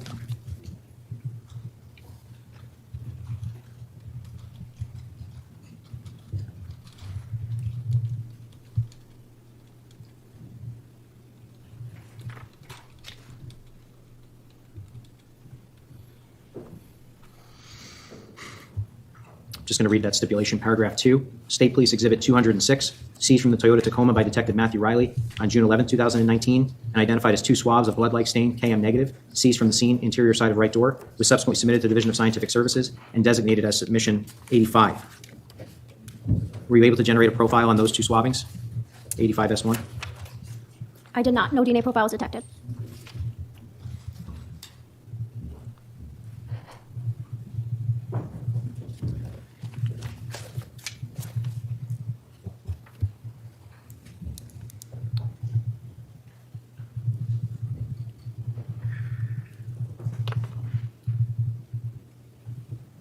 Just going to jump back to State Trial Exhibit 109, the lab submission 97 folder, and read paragraph 5 of the stipulation. State Police Exhibit 323, seized from the Toyota Tacoma by Detective Matthew Riley on June 26, 2019, and identified as 1 Connecticut registration plate 6617CN with 2 screws, CA/DP processed, seized from the scene front, was subsequently submitted to the Division of Scientific Services and designated as submission 97. And I'm displaying a photograph entitled Lab 97.1S1. Ms. Maydell, with respect to those particular swabbings, were you able to generate a profile? Sorry, which DNA report is that? Oh, certainly. It's DNA supplemental report number 6.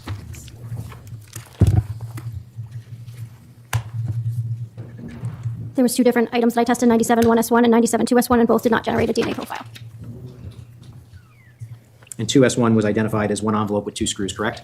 Mine was called swabbing from screws and washers. Yes. I'm just displaying those screws for the jury. And you were not able to develop a profile on those as well? Correct. I'm glad it helps.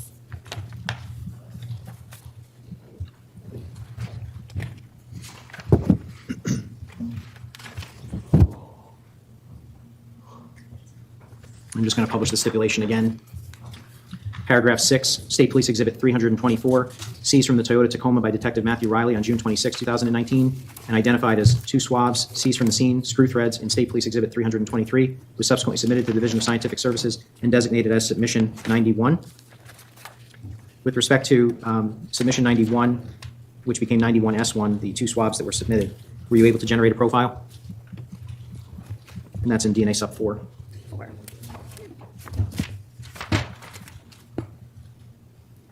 No, 91S1, there was no DNA profile generated.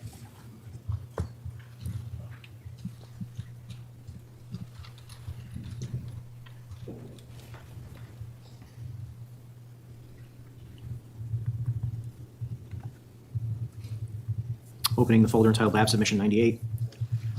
I'm going to publish paragraph 7. State Police Exhibit 325, seized from the Toyota Tacoma by Detective Matthew Riley on June 26, 2019, and identified as 1 Connecticut registration plate 6617CN with 2 screws CA/DP processed, seized from the scene rear, was subsequently submitted to the Division of Scientific Services and designated as submission 98. And I'm just going to direct your attention now to the swabbing of 98-1 was identified as the license plate, and 98-2 was identified as the 2 screws that came with it. With respect to 98-1S1, what were the results of your DNA analysis? The results are consistent with the DNA profile from item 98-1S1 originating from a single individual. The source of the DNA profile from the swabbing of the electric toothbrush, Fotis Dulos and Michelle Troconis, are eliminated as the source of the DNA profile from 98-1S1. Would it be fair to say that with respect to 98-1S1, all of the known profiles that you examined were eliminated? So double check. And that's in 10 and 18 Yes. as well. That is correct. All the knowns are eliminated. And then with respect to 98-2S1, which was the swabbing of the screws and washers, what was the result of that? The results are consistent with the DNA profile from item 98-2S1 originating from a single individual. Due to the limited data detected from 98-2S1, the comparison of the source of the DNA profile from the swabbing of the electric toothbrush is inconclusive. Fotis Dulos and Michelle Troconis are eliminated as the source of the DNA profile from item 98-2S1. So a lot of these things, keep in mind, a lot of these things that they're not getting DNA profiles on, it's not really that surprising because Fotis took the Tacoma and had it paid $250 to have it thoroughly detailed and cleaned. So a lot of the stuff that has the side panels and of the door and stuff like that, it's not going to have DNA on it. They did the thorough washing of the outside, so the license plate screws and all of that, the license plates not having DNA on it, that's not surprising. With respect to the children, and that's in 10. Sure. Due to the limited data detected from item 98-2S1, the comparison to Petros and Christiane Dulos are inconclusive. Constantine, C. Noel, Theodore, Lauren, and Pavel are all eliminated as a source of the DNA profile from 98-2S1.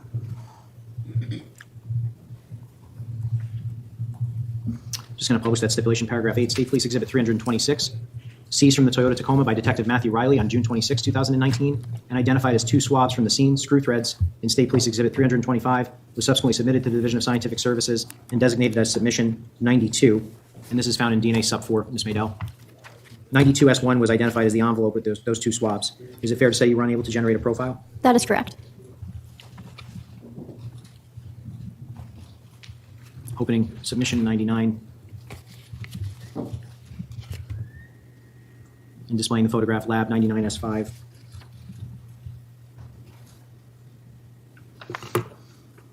Lucy looks like she's passed out with her bottle Paragraph of 9 wine. of that stipulation, State Police Exhibit 363, seized from the Toyota Tacoma by Detective Matthew Riley on August 27, 2019, and identified as 1 interior door panel from right door, was subsequently submitted to the Division of Scientific Services and designated as Submission 99.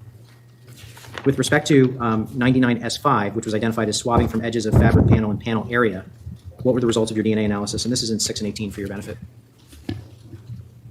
The results are consistent with the DNA profile from item 99S5 being a mixture of 3 contributors. The results do not support the hypothesis that the source of the DNA profile from the swabbing of the electric toothbrush is a contributor. Assuming 3 contributors, the source of the DNA profile from the swabbing of the electric toothbrush is eliminated as a contributor to the DNA profile from item 99S5. The results also do not support the hypothesis that Fotis Dulos or Michelle Troconis are contributors to this profile. Fotis Dulos and Michelle Troconis are eliminated.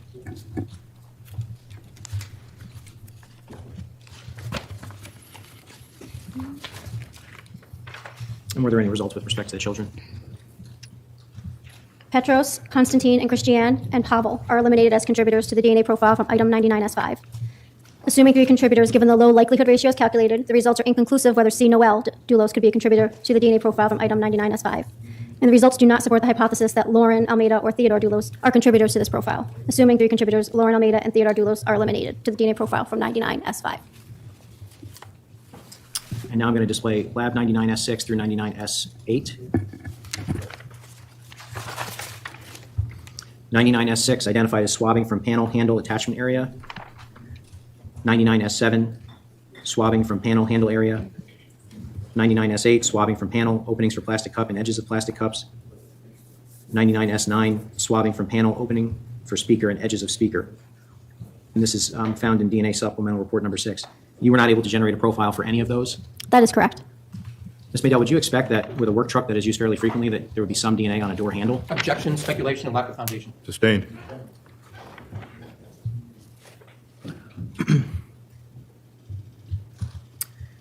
With respect to 99S11, which was identified as swabbing from handle, you did not generate a profile for that either, correct? That is correct.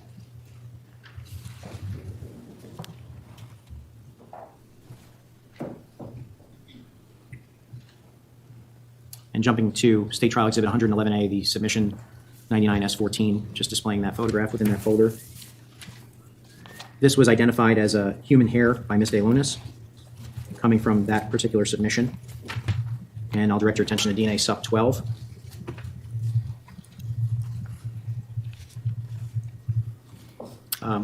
Did you perform any analysis? Yes, I attempted nuclear DNA and mitochondrial DNA testing on the hair root and the hair shaft and did not generate a profile for either.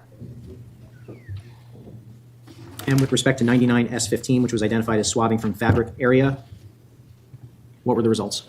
No profile, nuclear DNA profile was generated. I'm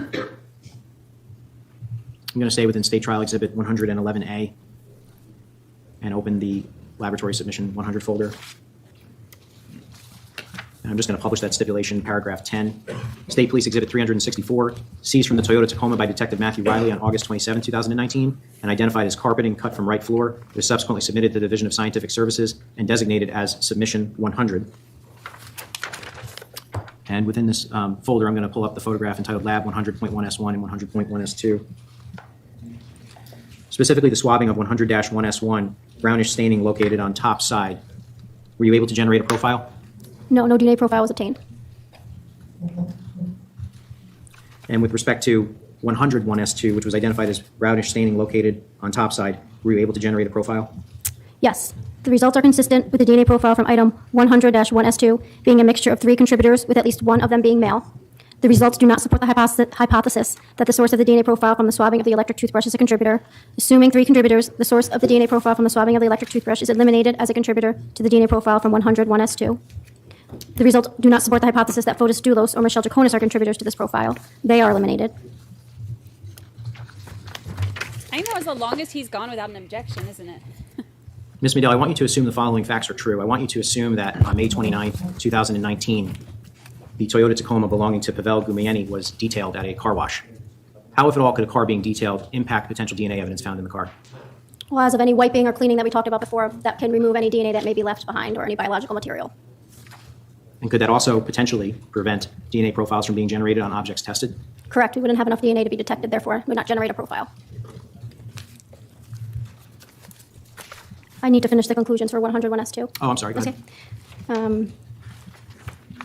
Assuming 3 contributors for the DNA profile from item 101S2 is at least 100 billion times more likely to occur if it originated from Pavel Gumieni and 2 unknown individuals than if it originated from 3 unknown individuals. The Dulos children and Lauren Almeida are eliminated. Judge, I have what has been identified as State Exhibit 122. It's a stipulation between the parties. I would just move it into evidence formally with the court. Do you wish to publish it? Yes, Judge. Thank you. Any objection? No, Your Honor. 122, Yes, sir. States 122 admitted as well.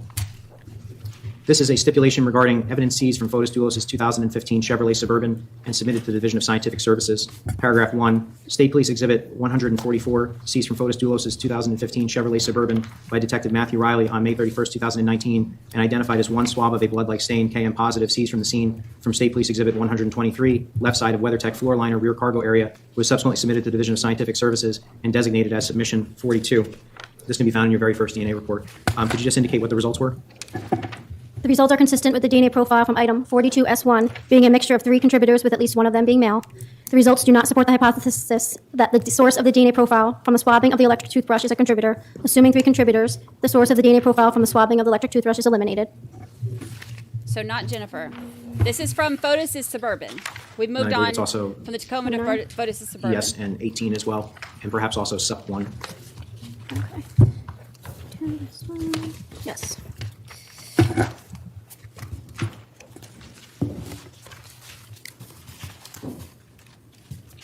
Assuming 3 contributors, the DNA profile from item 42S1 is at least 41 million times more likely to occur if it originated from Fotis Dulos and 2 unknown individuals than if it originated from 3 unknown individuals.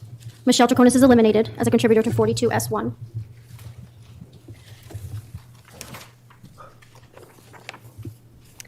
Assuming 3 contributors, given the low likelihood ratios calculated, the results are inconclusive as to whether Petros, Constantine, Christiane, C. Noel, or Theodore could be a contributor to the DNA profile from 42S1. Lauren and Pavel are eliminated as contributors.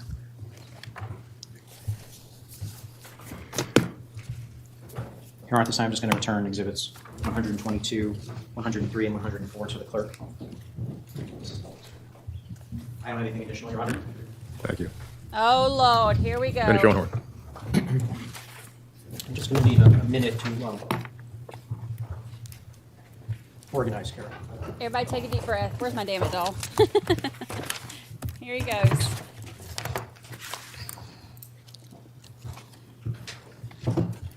Okay, so before he gets started, this is kind of what we can expect. There's the only time that Jennifer, no, scratch that. The only time that Michelle, the defendant, the only time that her DNA was positive on there was the bag that they talked about where it had hers and Jennifer's and Fotis. And remember, and she tried to explain that away by saying that she just held the bag open for Fotis to throw something in there because he was cleaning up spilled coffee. So he might bring that up. But again, he's going to talk about that, Jennifer's DNA being on that presumptive positive spot on the interior seat or on the upholstery of the seat that was in the Tacoma on that day. And he's also, the first time that she was up here, remember these statistics that she gives, he fought over the statistics. So he might end up doing that again. But I expect him to focus a lot on the one piece that had Michelle on there too. He needs someone to lose his mind. Yeah.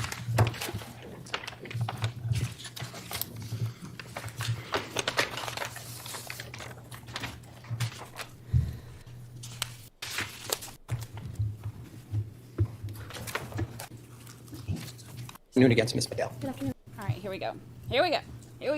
Is it afternoon? It is. Good afternoon against Ms. Fidel. Good afternoon. Looks like you were someplace sunny since the last time you were here. Yes.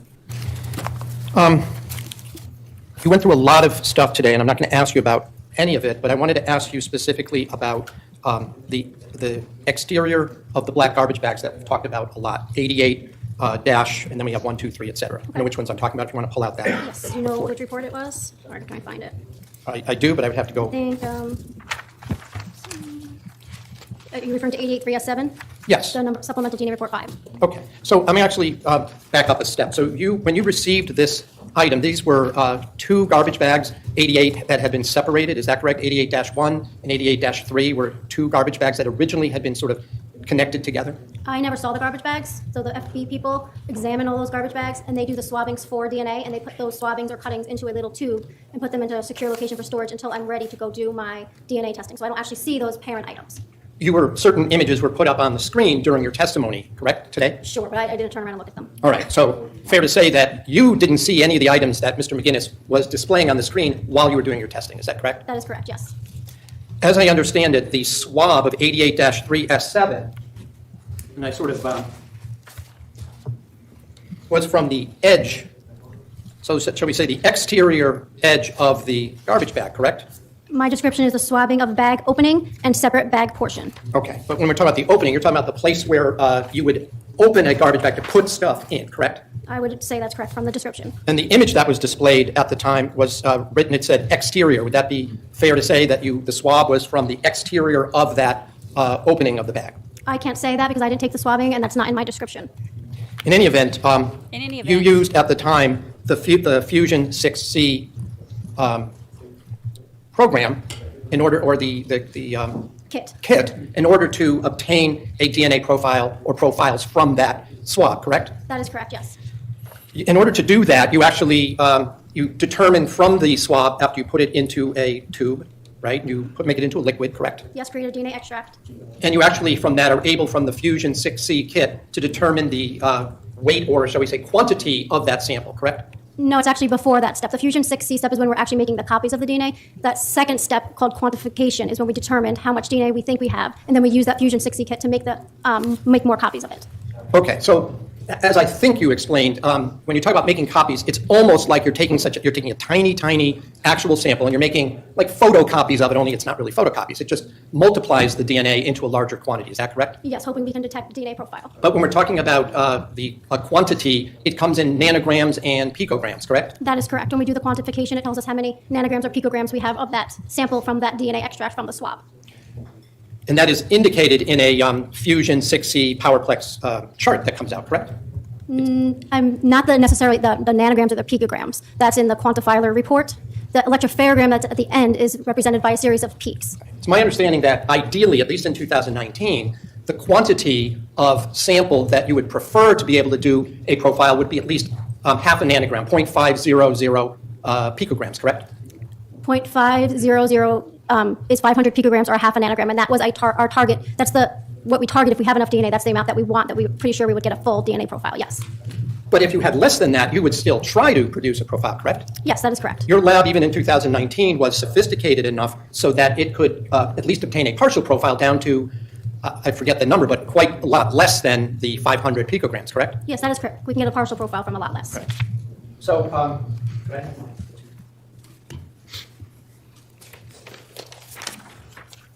these are from the lab. Thanks for your introduction. Those are the ones we gave you this one. I don't have an objection to this. I haven't seen John's. All right, so we have 3 pictures. Okay.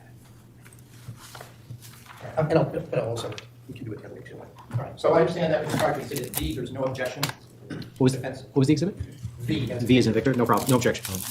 Defense V as in Victor, admitted as well. This is mine.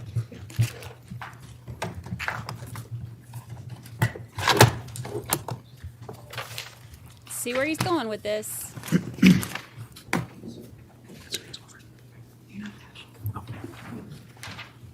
All right, I'm going to show you, I guess if I could have, if we could get the monitor turned on, please. All right, so you recognize this as an amplification worksheet? Yes, that is correct. And if we look at the number 1, there was more than one of the samples that you talked about today, correct? Correct. There's 3 different swabbings listed there with the controls. Oh, when you, Sorry, there's 3 separate. let me do this. There is a separate microphone, if I can at least maybe, Yes, along with 883S7, there was 2 other swabbings amplified at the same time with their controls. and so that we're talking about the same thing. This is the 3S7 one I just asked you about, correct? That is correct, yes. And if we go across, the NG stands for nanograms, correct, of DNA, right? Correct, yes. And the amount that's listed just below that is 0.42, correct? Correct. So that's 420 picograms or 0.42 nanograms. That was the total sample that was in the, that was the total quantity in the sample that you tested, correct? Approximately the amount of, yes, DNA that I was amplifying. And even though that was slightly less than the 500, well, let's do a little math, and I'll do that a little bit later, but there are 1,000 picograms in 1 nanogram, right? Yes. And to remind us from the last time I asked you this, a picogram is a trillionth of a gram, right? Correct, yes. So this would be 420 trillionths of a gram of DNA that you used, right? Well, 1 picogram is a trillionth. Or is it, yeah? Because these are nanograms, well, I guess. But it's 420 picograms, so it wouldn't be 400 trillionth of a gram. Well, it's a lot less than a gram. yes, right. But it's also a lot less than a nanogram, right? It's less than half of a nanogram. Yes, because a half nanogram would be 0.5. Okay, all right, fair enough. So you were able to, by using this profile, you were able to run a star mix deconvolution program report on this sample, correct? Correct. Okay, so I'm going to then show you a page from the, well, before I even show you the next thing, the deconvolution report will take the sample and it will run the program and create probabilities based on the input that you put in, correct? I give it the DNA profile that is generated, and then it generates a likelihood ratio when you make a comparison, correct? In this particular case, you, after using, you called it electrophoresis, that's the program that you run to look at peaks and valleys to determine how many contributors you believe are involved in a particular sample, correct? Well, the electrophoresis is actually separating those DNA types, and then I look at the profile to determine how many contributors I believe it is. Okay, and in this particular sample, according to your testimony, you believe there were 4 different people, 4 different DNA sources for this particular sample, correct? That is correct, yes. And the one below it, I'll just note, was even smaller a sample, right? The 0.33 was from 881S6, correct? Yes, that was the highest we could get to, yes. And that's the one where you said that any comparison to the DNA profile of my client was inconclusive, correct? I'd have to refresh my recollection. Sure. Would you like to do that? Sure. With what? That's 1S6. 1S6. Yes, in supplemental gene report 5, the likelihood ratios calculator make it inconclusive. And inconclusive mean there wasn't enough sample for you to make any either a exclusion or to even make it be a partial inclusion, correct? Not necessarily enough sample, but when we generated our likelihood ratio, it fell above our elimination, but fell below what we deem a positive association, so we say it's inconclusive. We And can't. so you make no opinion about it, correct? Correct. Okay. Incidentally, the lab switched from this Fusion 6C to Global Filer in what year? At the end of 2019, beginning of 2020. So at that point, the lab decided to use Global Filer because it was, what, more sophisticated, the program? No, it was because we were switching vendors and the machines at the same time, so they just switched vendors. But in any event, you explained why they test for less loci on a DNA strand, but the outcome showed a lower probability likelihood ratio after you reran Michelle Troconis' DNA in 2023, correct? That is correct, because I had 2 less sites for the comparison. Right, it went down to 250,000 to 1 as a likelihood, correct?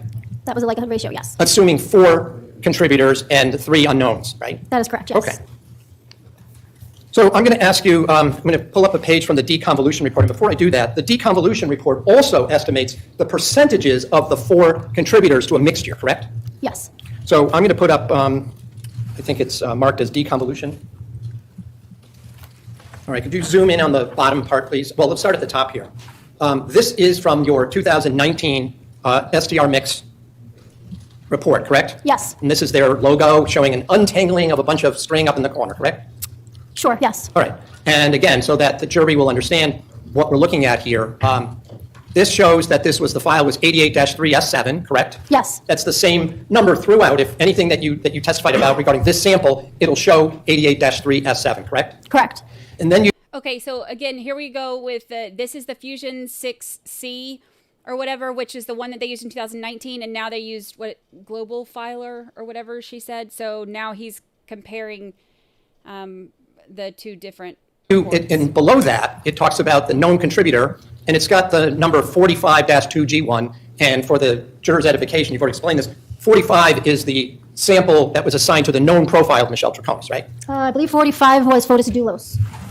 47 was Troconis? Let me just make sure. Yes, 45 is Fotis Dulos, and 47 is Michelle Troconis. Right. So this report you ran against Fotis Dulos as a known contributor, correct? Yes. And if you go down to the bottom, all right, so when you ran this amount, it showed that 50% of the sample, right, according to Star Mix, was Fotis Dulos, correct? Well, yes, it approximates how much each contributor is contributing to that profile before you make a comparison. It deconvolutes the whole profile and gives you the weights for those 4 people that I told it was. And then when you do the comparison with the known, it then tries to see by its already deconvoluted parts if the known matches to any of what the best explanations are. Well, what I want you to do is when you look at the proportions of 1, 2, 3, and 4, when you ran it against unknowns, correct? Well, you only run it against the one known at a time. Okay, well, that's what I was trying to get at. And in this particular case, the third, shall we say, the third highest contribution, or the third lowest, if you will, was 5%, correct? The third contributor is contributing approximately 5% of the DNA profile, correct? 5% of 100%, correct? Correct. And then the 4th person was 3%, right? Approximately, yes. Okay, so if we would go to the LR47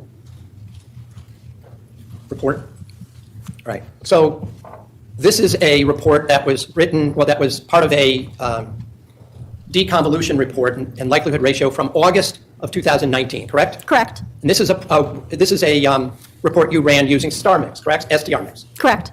And in this particular sample, you used 47 as the known contributor, correct? Correct. And again, you only run one at a time, as you said, correct? Correct. So if you would just go down to the lower part of this, okay? And so in this, it shows the location within the 4 profiles, separate DNA profiles, for the known sample of Michelle Troconis, correct? Yes, it fits her to contributor number 3. Right, and in that case, that would be a 5% of the total, is that right? Approximately, yes. And then you reran this, as I think you indicated, in 2023. So if you would pull up 147, 2023, please.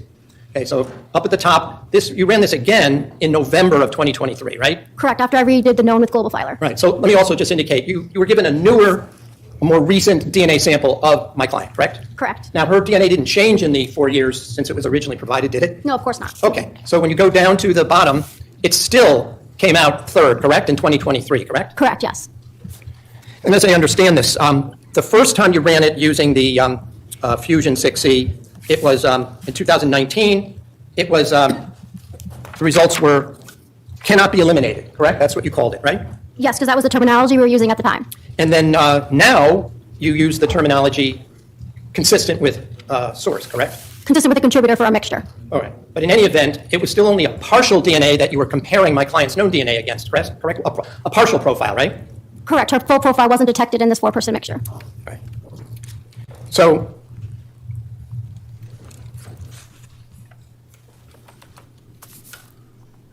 if we do this... Okay, so all of that report stuff. So remember they said there's 4 contributors on there.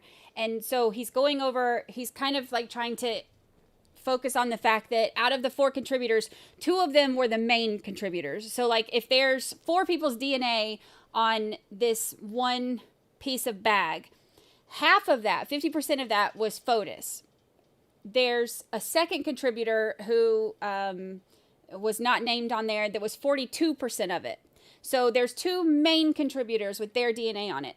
The two that were the least amount were, one was 3% and one was 5%, and Michelle was the 5%. So he's focusing on the fact that while it shows that her DNA like is consistent to being a contributor on there, that she's one of the contributors on there, that it's only a very small part compared to the main two.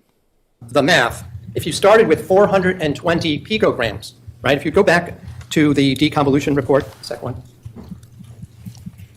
and then zoom in at the percentages here, right there. All right. So if we assume there was a total of 420 picograms, right? That means 50% of the sample belonged, in this case, to Mr. Dulos, correct? Approximately, yes. And when you swiped, excuse me, you didn't actually do the swiping for the sample in this case, correct?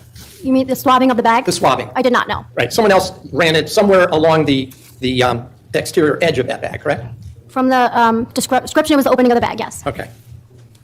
And if I look at them, I'm not going to do the 42% is the next one, but if we go down to 5%, so 10% of 420 picograms would be 42 picograms, correct? Correct. And 5% of 420 picograms would be 21 picograms, correct? Correct. The last time we were here, I believe you estimated that approximately one human skin cell has a little more than 6 picograms, correct? Correct, I agree with that. So maybe 6.5, does that sound about right? Yeah, somewhere around 6. So if I'm to do the math correctly, there were 3 human skin cells that may have contributed to this that could not be eliminated from Ms. Troconis' profile, correct? Approximately, that's, yes, a fair statement. 3 skin cells, right? Approximately. Right. So that would be 21 trillionths of a gram of DNA, right? Well, Judge, I'm just going to object at this point. I don't think it's relevant because there's no indication that this DNA actually came from skin cells. So to make the leap that this is actually skin cell DNA, I think is a bridge too far at this point. Well, the court heard the testimony of the witness that 6.5, 21 divided by 6.5 is approximately 3. So there's redirect examination for clarification, but the objection is overruled. That's correct, right? Well, yes, I could say that approximately 3 skin cells would make 21 picograms in the sample, but again, it is true that I can't say that the DNA on this bag came from skin cells. It could have been another form of DNA. Right, but all cells that you use are basically, on human cells, are the same size, correct? Correct. So it doesn't even matter if she sneezed, it's still only 3 cells, right? Approximately, yes. But when this was tested, it came to you as touch DNA, didn't it? That's how the forensic biology described it in their paperwork. And you, I don't have that in front of me. Right, but if that's how they describe it, you don't change it when you get it, right? Unless you test for some kind of different substance, right? Correct. Okay. I just tested. Well, Attorney Schoenhorn, it's about 2 minutes before 1. Yep. He said, Since yep. an exhibit may be displayed, perhaps we should do that after the luncheon recess. That'll be fine, Your Honor. Ladies and gentlemen, we stand in our luncheon recess. We resume at 2 o'clock. Please do not discuss the case.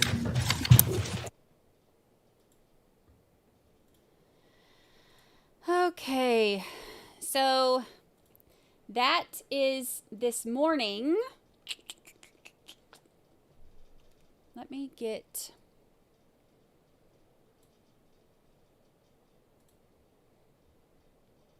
this afternoon.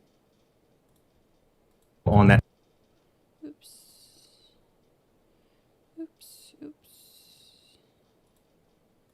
By Ms. Maydell. Here we go.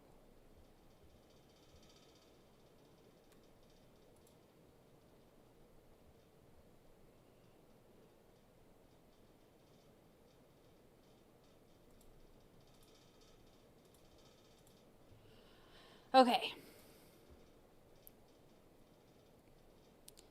I think we are ready. So now we're going to the afternoon. So while they're, because we're catching up quick, we got this. I love speed trialing. You get through all that. You get to listen to some of the boring stuff and then just get to the important stuff and then just focus on that.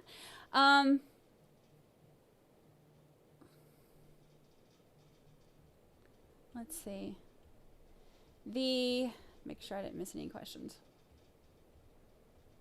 I don't see any. Okay. Sometimes I get to watching this stuff and miss some of what's in chat. My bad. I saw a couple of you saying stuff too about like, him possibly losing the jury some on his extensive math tangents, going over the math stuff.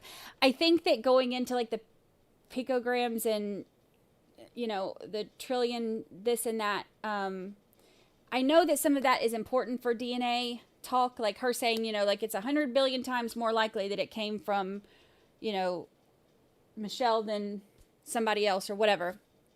Some of that stuff to me resonates a little bit more than when he talks about like the picograms and, stuff like that. I don't think that personally for me has as much of an impact as hearing about the percentages or the this time more likely than whatever. I think that some of that stuff is possibly going to end up losing the jury a little bit more instead of them being able to like pay attention. I think that there are some things that if he wanted to focus on, I'm trying to think of what he could focus on that wouldn't lose them. The DNA is one of those things that people, especially juries, tend to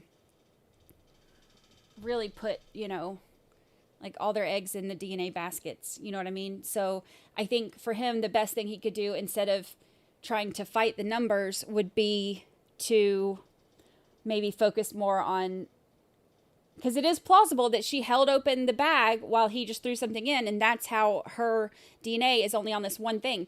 Because even all the things that were inconclusive, we can't hold that against her. It's inconclusive. We don't know. You can't say it's inconclusive. Oh, it could have been hers. You can't hold that against her.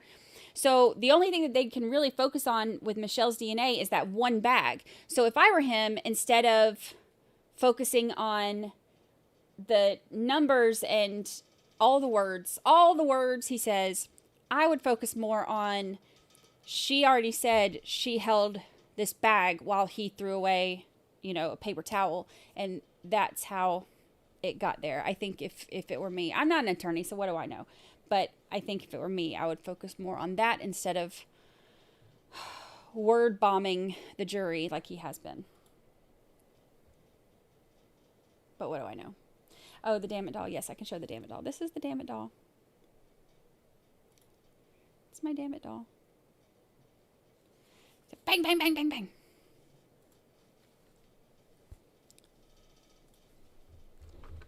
Gotta love a damn it doll. Judge, good afternoon. Good afternoon. Just before we bring in the jury, I just wanted to be heard on one matter. Yes. Attorney Schoenhorn, just before the break, provided me with the disc. I believe it is defense W is in whiskey, and I had an opportunity to review it at the break, and I wanted to be heard on two quick things. One is that there are two, for lack of a better term, conversion scales on this particular disc. One of which is entitled DNA Sample on CSP Exhibit 502, Black Trash Bag. Now, I indicated to Attorney Schoenhorn that I believe that title was misleading because there were 7 separate swabs taken of that particular trash bag, or 6 separate swabs that were taken of that particular trash bag, and this conversion scale only deals with swab 883S7. So Attorney Schoenhorn indicated to me that he would alert the members through the witness that, in fact, this only pertains to 883S7 and not the other swabbings that were done on that particular bag. So with that caveat, I don't have an objection. But however, with respect to the other conversion scale, I'll just show the court here. There's a conversion from 1 gram to ounces and a conversion from 1,000 milligrams to 1 gram. And I had an opportunity to speak with Ms. Maydell at lunch, and she indicates that the laboratory does not do those types of conversions. They do not use those types of measurements when they're doing their analysis. So my objection is essentially to relevance at this point, because if the laboratory doesn't do that type of measurement or conversion, then I don't see how it's at all relevant to the testimony. It seems to me to be argument to the jury that this is such a small amount of DNA and they're trying to make it relatable to the jury, but I don't think that that's appropriate with such scientific evidence. So I do have an objection to those two particular line items. There's two additional line items in which the laboratory actually does do the conversion. I have no objection to those. Your Honor, Your Honor just has to, if you wouldn't put up that metric one, please. This is 6th grade math. How many milligrams in a gram? How many nanograms in a milligram? This is what I'm planning on offering. The court could take judicial notice of this. Whether the lab does this or not, it's just to illustrate what we're talking about. You start with a gram and how much that is equals an ounce, but then there's 1,000 milligrams in 1 gram. There's 1,000,000 nanograms in 1 milligram and 1,000 picograms in 1 nanogram. That's how you come up with a trillion grams in 1 trillion picograms in 1 gram. So I'm not sure I understand the objection whether the lab does this or not. This is 6th grade math. So I just want the jury to be able to understand when we're talking about minuscule size. That's solely what this is. Well, the court understands that what the offer is essentially closing argument. There has been no testimony concerning conversion of picograms and nanograms into the lay terms that are commonly used, ounces or whatever other lay term that's common to society.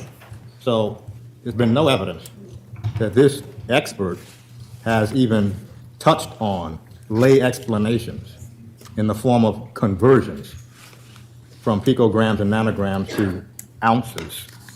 That's closing argument. Well, with all due respect, Your Honor, I shouldn't have to call a math professor or a 6th grade math teacher. I'm asking for a little bit of latitude because the court could take judicial notice. These are undisputed facts of how much is within the next, how many grams are, or how big a gram is compared to an ounce, which the jury would then be able to understand. To suggest, though, that I have to get someone, I'll call the head of the lab, I will have the head of the lab come in here just to talk about these. This isn't even about the case. This is the standard math of how many grams, how many nanograms there are, how many picograms there are in a gram. I don't even see how this is even in dispute. So when to suggest there's been no evidence of it, this is the kind of thing that a court can take judicial notice of, and there'd be no reason not to suggest I have to go now and find a math professor to come and testify and let the jury know how large that is. Just seems to be kind of a waste of the court's if you are time. concerned about the conversion, your cross-examination is open to the following questions. Oh, Lord have mercy. How many picograms are there in an ounce? And you're left with your answer. How many nanograms are there in an ounce? And you're left with your answer. So as far as the relevance objection, that's sustained. Those questions are not foreclosed on cross. All right.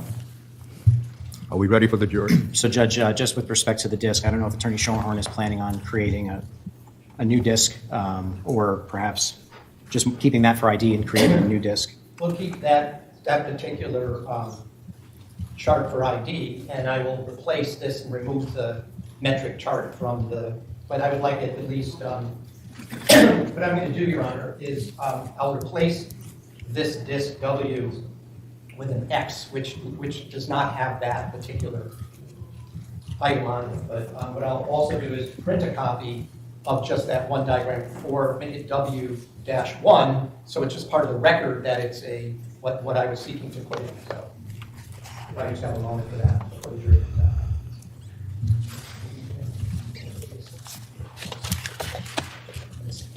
Oh, Lord.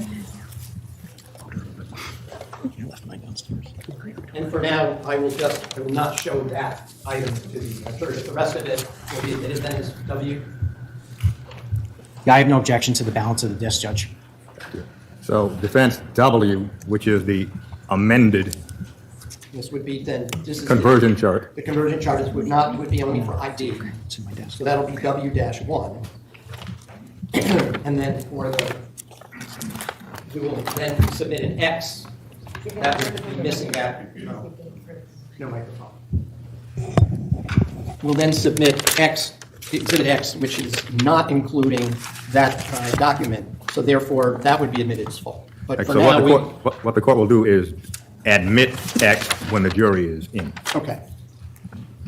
Are we ready for the jury? Yes, sir. Yes, Judge. Bring the jury.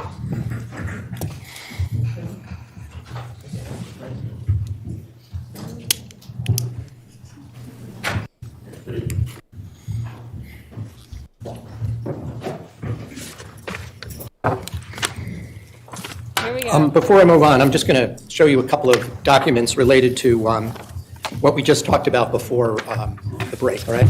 And that would be in Exhibit X. Could you just pull up the item which has the bag, please? Description.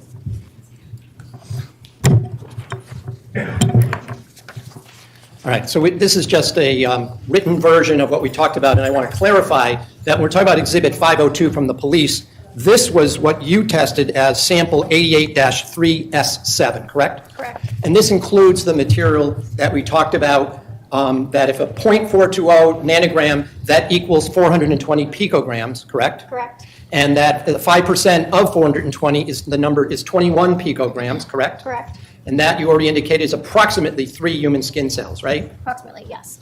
And therefore, to do that math, that would be the equivalent of 21 trillionths of 1 gram, correct? Correct. And do you know how many milligrams there are in a gram? 1,000. And how many nanograms are there in a gram? Ugh. Um, She didn't come here to math. nano.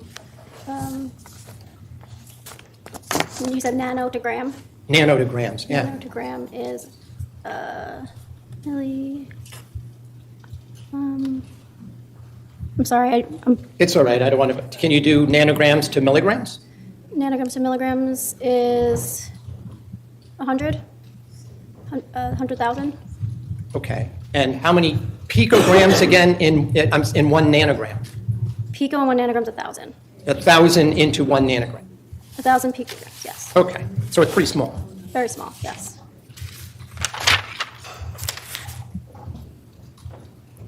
I also wanted to, you testified before about the fabric cut from the seats that had been provided to you, correct? Here we go. Yes. This is Now, you didn't do the cutting of the seat yourself, did you? No, Someone else did that. correct. And I'm going to, again, show you from Exhibit W, I believe. Now this is the cutting from the seat that was in the Tacoma at the time of the disappearance. This is the other thing I said that he would pick on a lot because he's already done it before with the other detective. Now, your initials are over there up on the right above the initials of someone else, correct? Correct. Just want to highlight. Those are your initials right there, correct? Correct. So you would receive this blood and touch evidence examination worksheet from the biology people, correct? Correct. And you recognize the examiner's initials, CMR, that's Christine M. Roy, right? Yes. And the description, would you just describe what the description is of the item that you had received? That she had received? Yes, that she had received. Next to submission, it says 86 envelope with parentheses 1 cutting upholstery fabric with BLS. Number 207. Number 207, right? Yes. And then what was the description as Ms. Roy described it here? 1 cutting of black upholstery type fabric with foam backing, area on black side circled, packaging label, quote, KM positive, luminol positive, end quote. All right, so if we could go down to the bottom of to the last page of this exhibit for a moment. It's 3 or 4 pages. I just want to, this is the envelope that it came in? Yes, that is looks like the back side. All right, you go up 1, please, to the front of the envelope, please. If you'd zoom in a little bit. So is this how it arrived in the laboratory with these markings on it? Yes, the bottom sticker. Okay, so where it says Detective Riley, that's the name I couldn't remember. That's the one that he argued with this about the first time, where this says 1 cutting of upholstery fabric with blood-like stain, and it was positive for the screening test here, like the KM positive, luminol positive, but they didn't do the confirmatory. So this is the part where that's the detective's name I couldn't remember. This is the part that he argued with him on, and Detective Riley said that it was it was a blood stain or something, I can't remember how he worded it, that was Jennifer's DNA. And this is where Shoehorn was saying, oh, but it wasn't blood. There was no blood in there. And he keeps saying that there was no blood. So this is the other part that I knew he was going to focus on, because it was positive for the screening tests and the presumptive test for blood, but it wasn't confirmed because they did the DNA instead. So he's going to do the same thing with the DNA analyst that he did with Detective Riley, and he's going to fight on the fact that they didn't do the confirmatory test. Would be what the PD put on it, and then the top sticker with the DSS number is what we add to that package. Oh, okay. And so when we're talking about what you just read, the description was on the envelope when it was received, correct? In evidence receiving, yes. And that was from Detective Riley from Western District Headquarters, correct? Garage? Seized by Detective Riley is what it says, yes. And it says seat back, right? Yes. Okay. And up at the top, it was described as a cutting upholstery fabric, correct? Correct. And you were shown a picture of a seat before, right? From which the cutting came from, or no? Again, I didn't look behind me when he put the pictures up. Okay. So if you would just go back to the first page of this document, and you just go down to the middle part here. So you know that there was a black side of the cutting, right? And there was a notation here. It said "no stained noted," correct? That's what it says, yes. And although other people have testified to this, it says NT. That means no testing was done, correct? Correct. But on the other hand, they developed at least a sample to send to you, 86S1, right? Well, the no testing was for the KM or OTOL. Right. Yes. Okay. And I just want to be clear, the back side of this cutting, right, mentioned a faint brownish stain, right? That's what it says, yes. And it said that was the foam side, right? Yep. Now, did you actually have in your possession this cutting from the seat? No, all I received was the swabbing she did that was designated 86S1. Okay. And in any event, it also indicated that there was no testing and no, what did the NC stand for again? Not collected. Nothing was collected. That means from that. From that back side, the foam side. But she did a swab and sent it to you, correct? Correct. And you did say that there was a finding of DNA that was consistent with, you talk about the toothbrush, but consistent with the DNA of the person that has been identified as Jennifer Dulos, correct? Correct. Okay. But you don't know how that DNA was found on that seat, do you? How that DNA was Got on this. Let me rephrase the question. You don't know how that DNA was found on that cutting, do you? It's going to object, Your Honor, to the form of the question. It's vague. Well, the court understands the question as, and this is how the court understands the question. You don't know how it was deposited. Yeah, that's a better way to put it. Yes, that is correct. I do not know how the DNA got into that seat. And to your knowledge, there was no confirmatory testing done on this swab at all, correct, on this sample? Correct. From that worksheet right there, no confirmatory tests were done. So you don't know whether or not the DNA that was deposited came from epidural cells, right? I do not know where that DNA came from, no.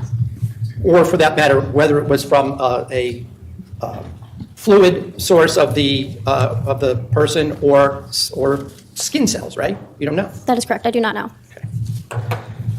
Now, with regard to the, let me just ask you a couple more questions.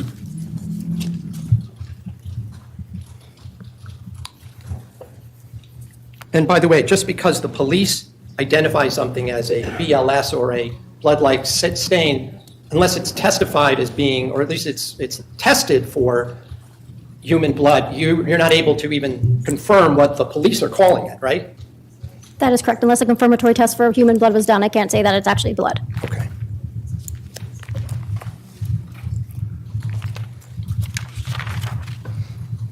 I want to just go back for a second to the your testimony before about the trash bag and your testing of the sample that was 88-3S7. Okay. And when I asked you a little bit a while ago, or maybe it was this morning, you had indicated there were 4 contributors. I'm just going back just to recall that, right? Correct.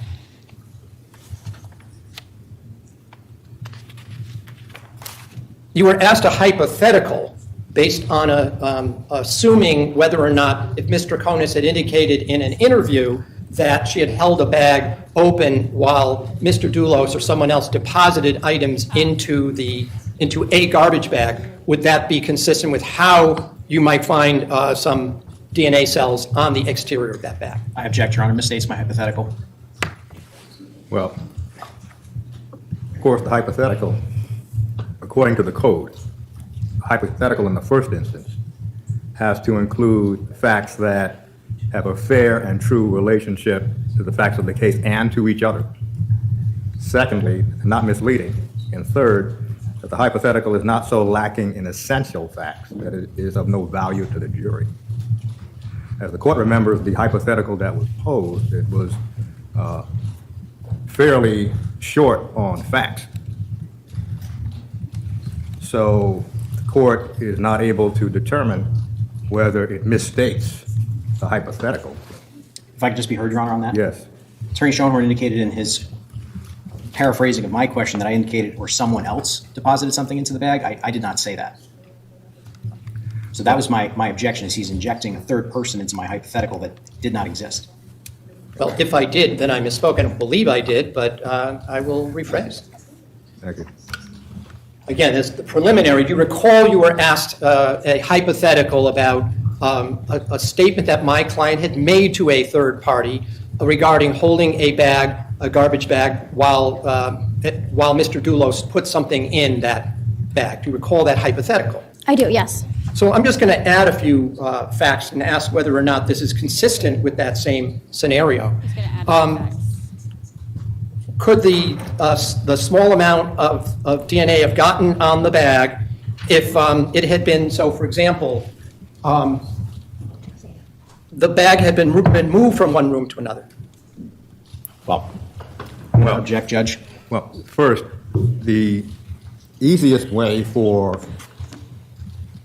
the jury and the court to understand hypothetical if it is in a classical form.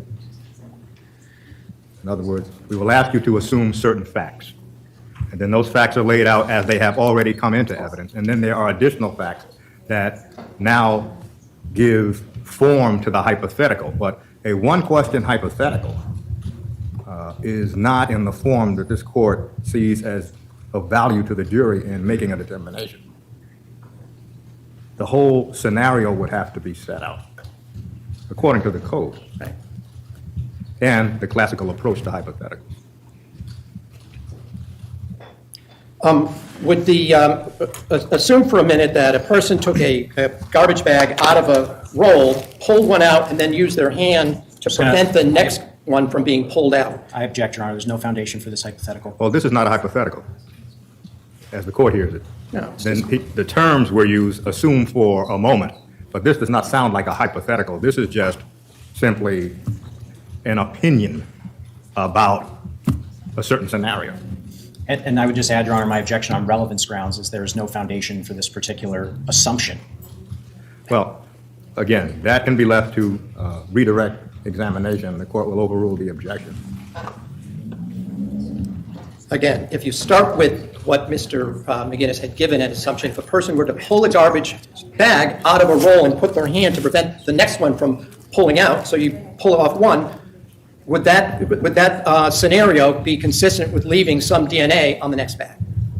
If your bare hand is coming in contact with an item, yes, it's possible that you can leave DNA behind. By the way, did you do any comparison, the DNA profile of Ms. Troconis' daughter? No, there is no daughter submitted to the lab.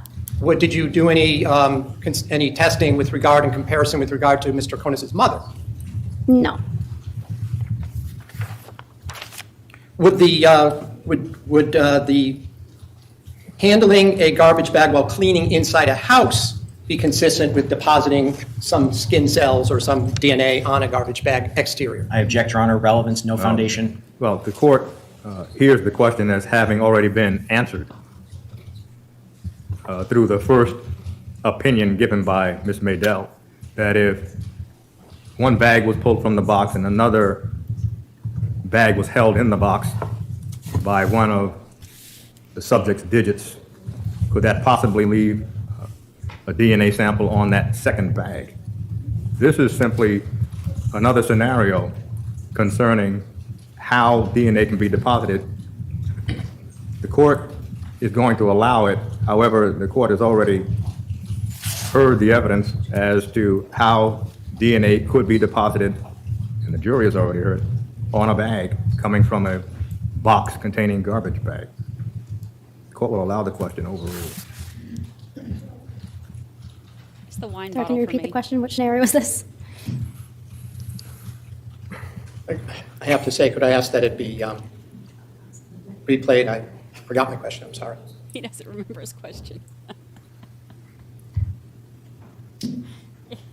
All that argument over it, he doesn't remember what it was. Handling a garbage bag while cleaning inside a house be consistent with depositing some skin cells or some DNA on a garbage bag next to it and check on it. We love him. Again, same answer if you're, Hold on, are you ready? sorry. Oh, yes. Oh, sorry. Same answer, if your bare hand comes in contact with an object or item, there's a chance that you could leave some of your DNA or skin cells behind, yes. And if you place cleaning supplies or even wipes or paper towel inside a bag by holding the neck of it or a portion of it with your hand, put something inside, would that be consistent with distributing some DNA on the exterior neck of that bag? Judge, I object. Firstly, I think this question has been asked and answered at this point. The concept has been addressed. That's my first objection. My second objection is, again, there is no foundation for these so-called assumptions or hypotheticals that counsel is giving. Well, this is not a hypothetical. This is the same question, but moving around the house. So at this point, it may be relevant, but under the code, it's now needless presentation of cumulative evidence. On that basis, it's sustained. You talked about the last time you were here, the idea of transfer DNA by you could touch someone's hand, and that could also lead to transference of some amount of DNA onto a third object, correct? That is possible, but many factors contribute to that, yes. So just assume for a moment that if Ms. Troconis was in a truck, with another contributor, such as Mr. Dulos, touching either the seat or the hand of Mr. Dulos, and then he were to then deposit a garbage bag into a receptacle, would that also be consistent with a manner in which that her DNA could be transferred to the exterior of such bag? I object, Your Honor. There is no foundation at all for this hypothetical, and counsel is attempting to engage in essentially closing argument to the jury through a lengthy question that bears no factual relationship to the record. Well, there's already evidence that the defendant and Fotis Dulos were in the Raptor. There's already evidence that bags were deposited in trash receptacles. The hypothetical here, in this court's view, is sufficient for essentially the jury to make a determination based on the expert's opinion. Overruled. So that's an example of secondary transfer, and secondary transfer can occur. Just so many factors contribute to that. We don't know if the person is a shedder. That makes a big difference for that initial transfer of DNA. If you transfer more DNA to someone's hand, then there's a better chance that that DNA will then transfer to that other object. And with each subsequent transfer, you're losing that initial DNA that you started with. And you sometimes talk about a major and a minor contributor. Would you agree that, looking at the deconvolution report in this case, that the 5% that was deconvoluted to Michelle Troconis would be a minor contributor compared to the, I think, 45 or 50% of Fotis Dulos in that same swab? Excuse me. Yes, that is accurate. Excuse me.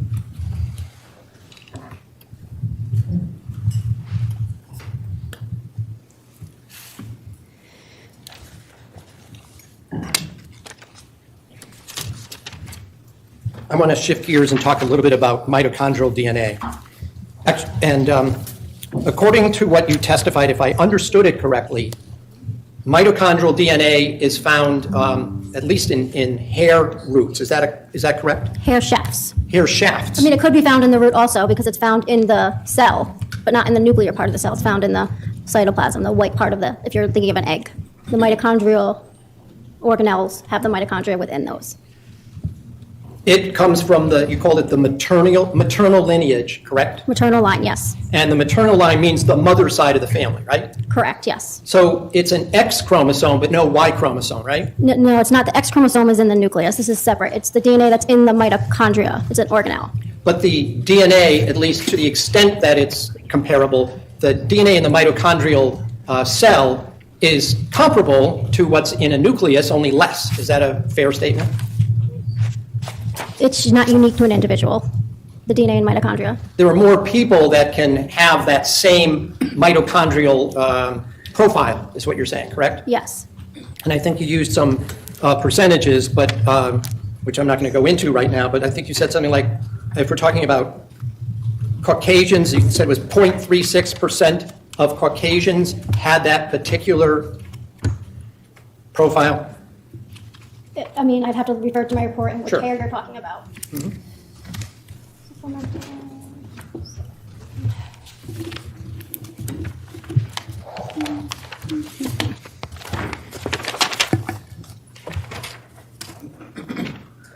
So which hair are you talking about? 88-1-1S2-1. Yes, in the Caucasian population, I wouldn't expect to see this profile. I would expect to see this profile in 0.36% of the Caucasian population. So that's 36/100ths%, right? Mm-hmm. That's a yes? Yes, sorry. Okay. So less than 1%. Yes. You tested, and this is a hair that the report showed was found on a green and yellow scrubbing sponge, correct? I'd have to refer back to the parent item, what 88 is, 88-1-1S2.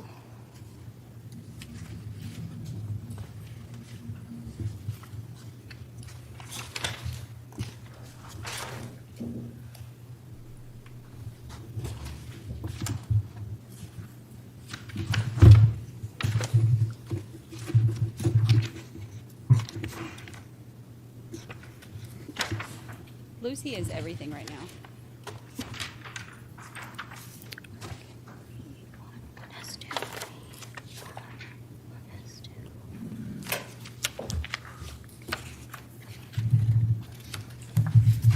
Sorry, I can't find the parent item in the regular DNA reports.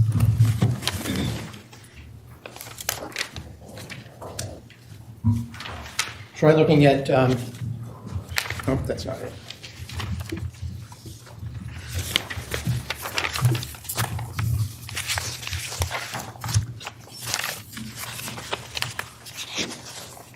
Yes, it's a sponge. It was removed from a sponge.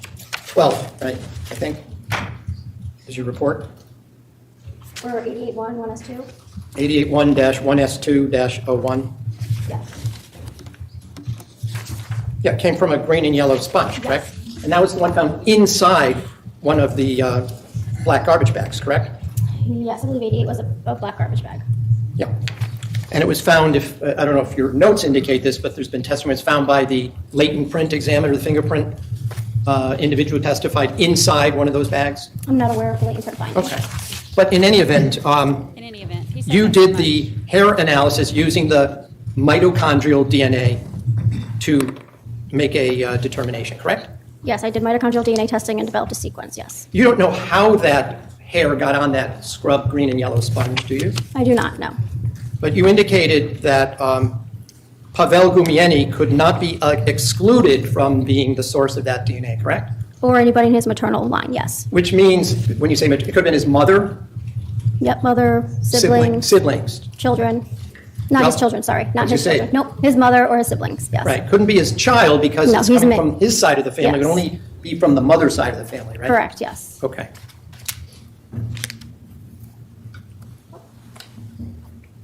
And you indicated, as I understand it, that the full mitochondrial profile, DNA profile for Pavel Gumieni was the same as that of the hair that was on that yellow and green sponge, right? Correct, yes.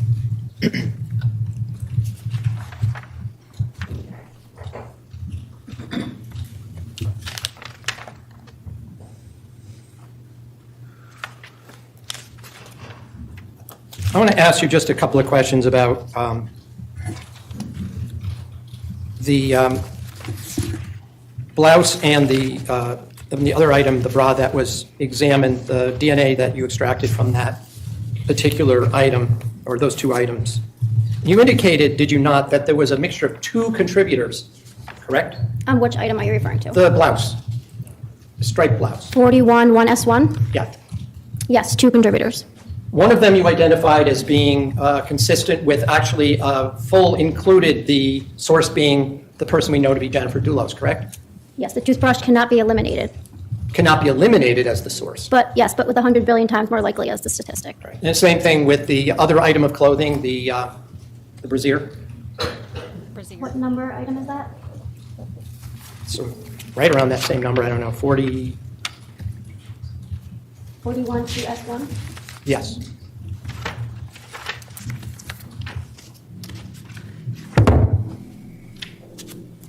That was a portion of British brown stain from the bra, and that was a mixture of 2 contributors. Also 2 contributors. Yes.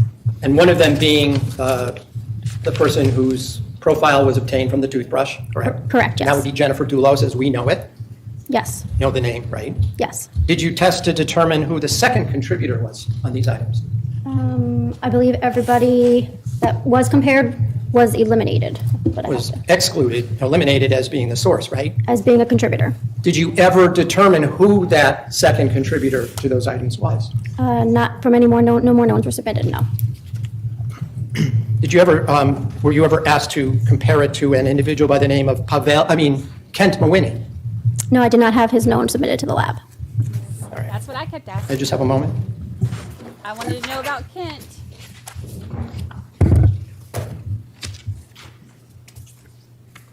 I wanted to know about comparing it to Kent.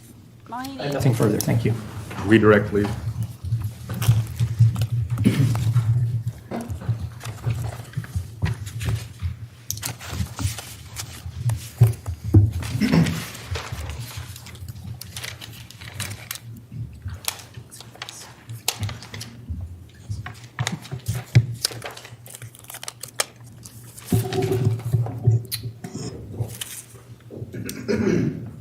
Ms. Nadell, you were asked questions on cross-examination about 88.3S7. Do you recall those questions? Yes.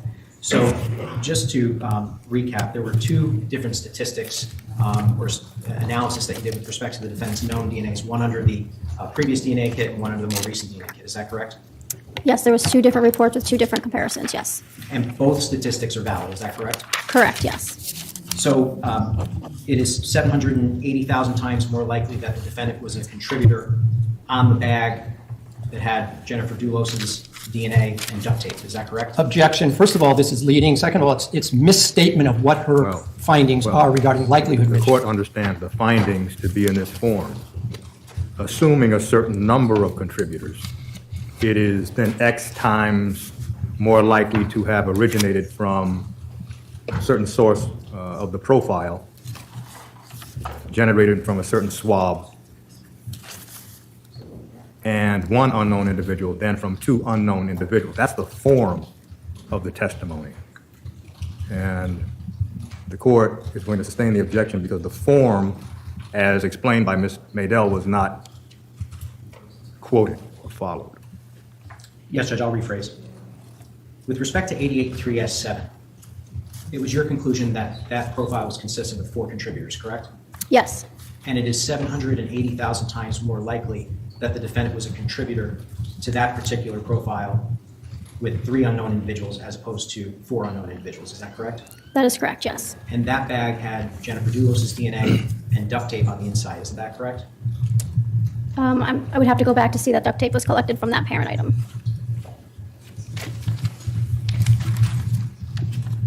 I would direct you to 88.3S4. Exposed sticky sides of duct tape.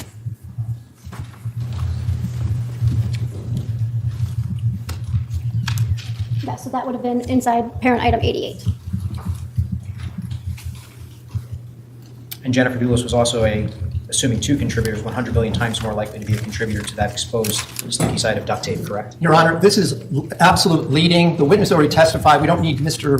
McGinnis to repeating the answers. He can ask regular questions. Well, the cross-examination covered these essentially likelihood ratio. So the objection is overruled. Ms. Maydell, do you remember the question? 883S4, you wanted to know that the toothbrush was 100 billion times more likely? Yeah, and actually, I'll use Mr. Schoenhorn's phrase. The toothbrush is really the person we know would be Jennifer Dulos. Correct, yes, that's what we're using for. Okay. And what were the results with respect to 883S4, those exposed sticky sides of duct tape? Yeah, that was 2 contributors and 100 billion times more likely that originated from the toothbrush of Jennifer Dulos and 1 unknown individual than 2 unknown individuals. Incidentally, you were asked on cross-examination by Attorney Schoenhorn about the amount of DNA that was found on 883S7. In your experience doing this for, I think, over 20 years now, if I'm not mistaken, is it uncommon to have such small amounts of DNA? No, we can develop DNA profiles or partial DNA profiles from very little amount of DNA with our new sensitive kits. So no, having 20, 30 picograms, we can develop some DNA profiles, yes. And just for the jury's benefit, simply because a particular profile has a small amount of DNA, does that mean that the person who is likely to be a contributor to that profile didn't actually touch it? Yeah, I can't tell how the DNA got there. All I can do is process the sample, develop the DNA profile, and then make comparisons to the known to see if the types are present in that evidentiary profile. I can never say how that DNA or when that DNA got on that item. You were asked about 88-1,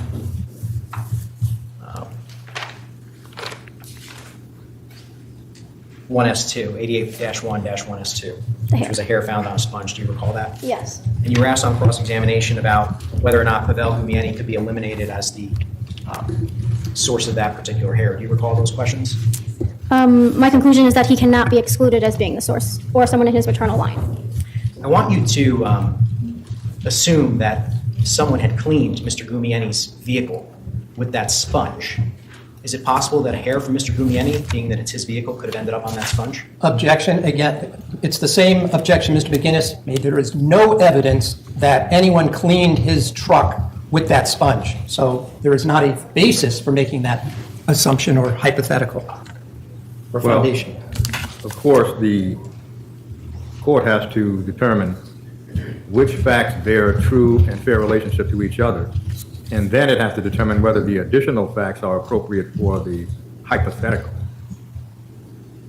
So at this point, based on that question, even though there is no evidence that that sponge was used to clean the door panel or any other area of the Tacoma, the hypothetical is fair, overruled.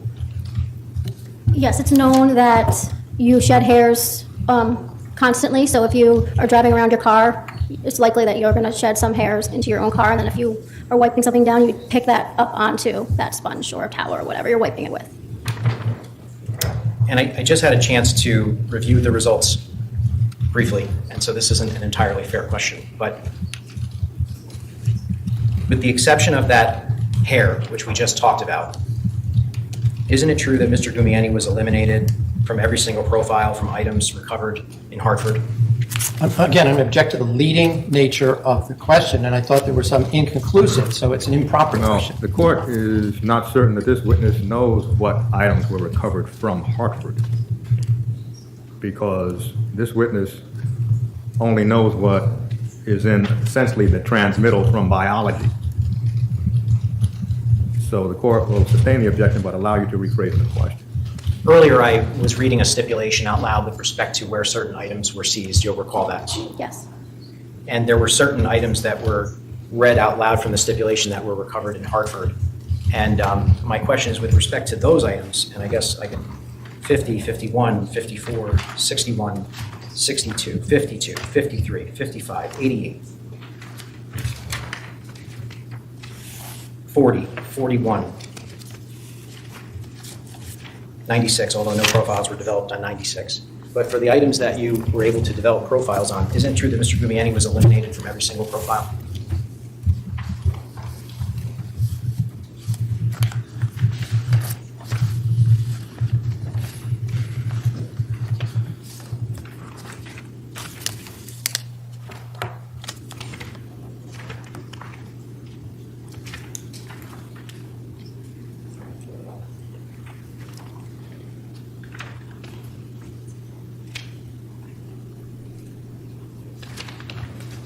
There's eliminations or inconclusive, but no positive associations.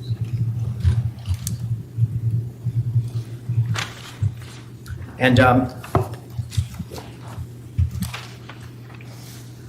you were asked about item 86S1 by Attorney Schoenhorn. That was the swabbing of the cutting taken from the Tacoma. Do you recall those questions? Yes. And you were asked on cross-examination whether or not any confirmatory blood testing had been done on that particular swabbing. I believe you indicated no, correct? Correct. Could you just indicate to the jury why no confirmatory testing was done in that particular case? Well, I wasn't the one to examine the evidence, but for protocol purposes, since it came in labeled KM positive, we wouldn't repeat that screening test. And if the sample appeared to be limited, you wouldn't want to consume any of that sample and have a chance of taking away some of the DNA that we maybe developed from that profile by using it to just confirm that it's human blood. And I think, as Attorney Schoenhorn pointed out on cross-examination, some of these DNA samples can actually be incredibly small. Is that correct? Yes, incredibly small. And so each time you do a test on it, it actually destroys some of that potential profile, correct? Or remove some of that sample that you would have for DNA if you use it for a different test, yes.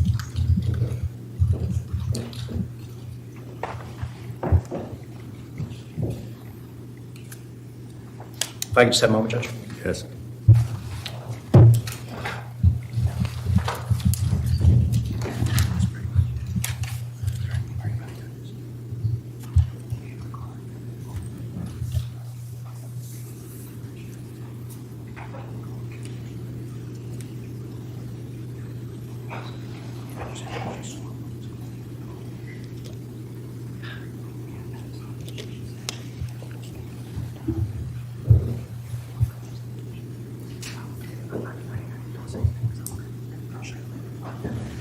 Nothing further, Judge.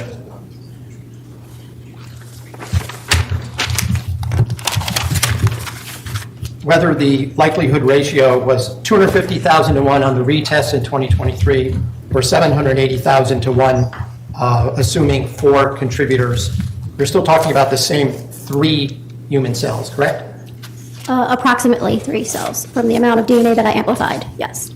And I didn't ask you anything about the tape on 88-3S4, did I? Well, that's not cross-examination. Was there any findings with regard to 3S4 that Ms. Troconis' DNA could not be excluded, or was she eliminated? 88-3S4? Yeah, 88-3S4. That was asked by Mr. McGinnis.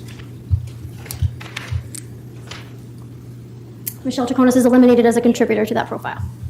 And you were asked a question about whether or not Mr. Gumieni's DNA was eliminated from, at least from all other Hartford-based searches. Do you remember that question that he just asked you? Yes. But it was inconclusive as to whether or not his DNA was on a doorknob down in New Canaan. Is that Just correct? object, Judge. It's outside the scope. Outside of the scope sustained. No further questions. Mr. Nadell, you may step down.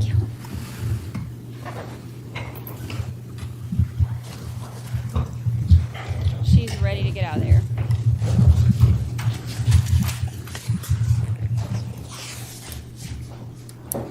Judge, may we approach? Yes.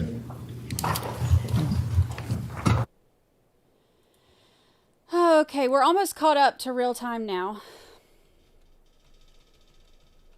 Which unfortunately means no speed trialing once we get to that.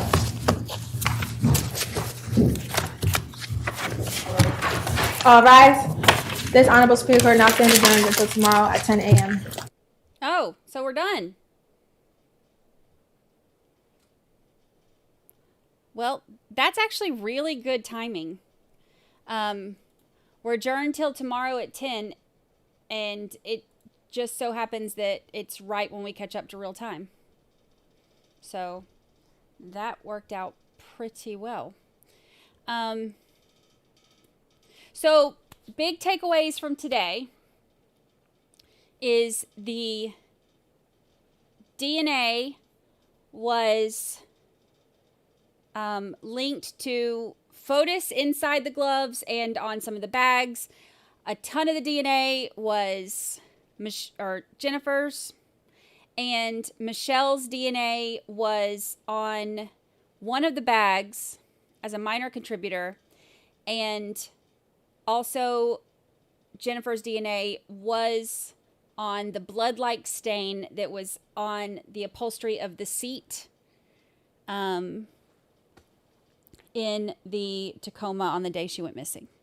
So that is the big takeaways from today. So, crazy stuff. I love that we made it through the full day's testimony in 3 hours, and I still have a little bit of energy, which is awesome. Feeling good today. So that's good. So, what a day. Perfect timing. We do that a lot, don't we? We end up having like perfect timing for things a lot, which is awesome. So, good times, good times.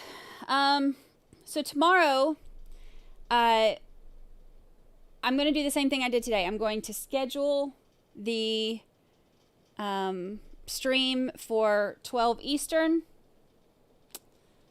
And then as long as I'm home in time from treatment and feeling good, we will do it. And if not, then we'll do it when we get to it. We'll do it when we get to it.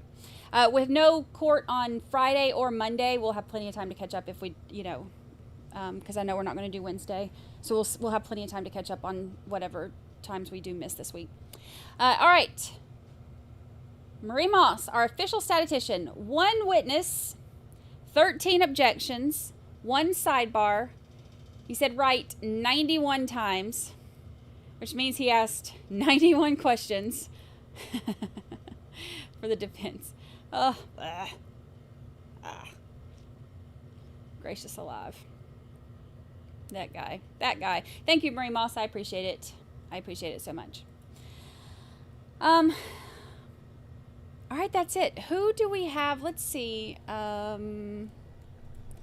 we still in verdict watch with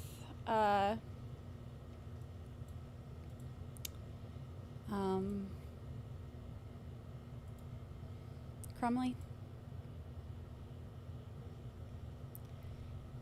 Yep, looks like it.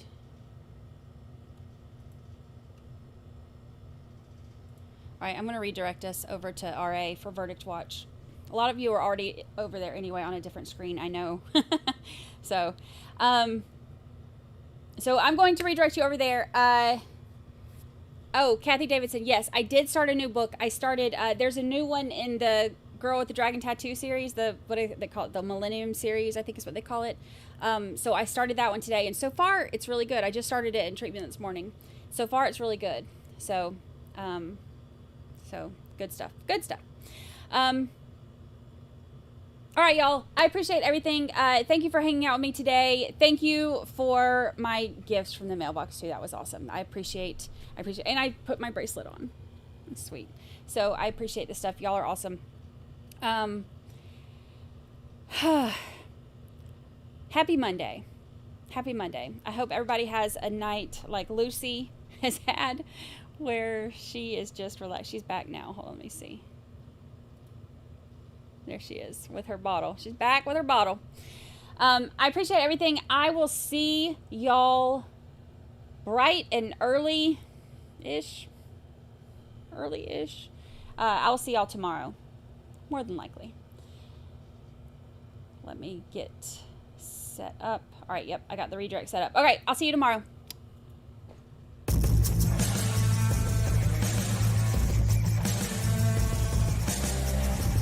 I gotta go. I can't stick around here forever. It was wonderful. Everybody behaved. Everybody's always so nice to me. Just love your channel.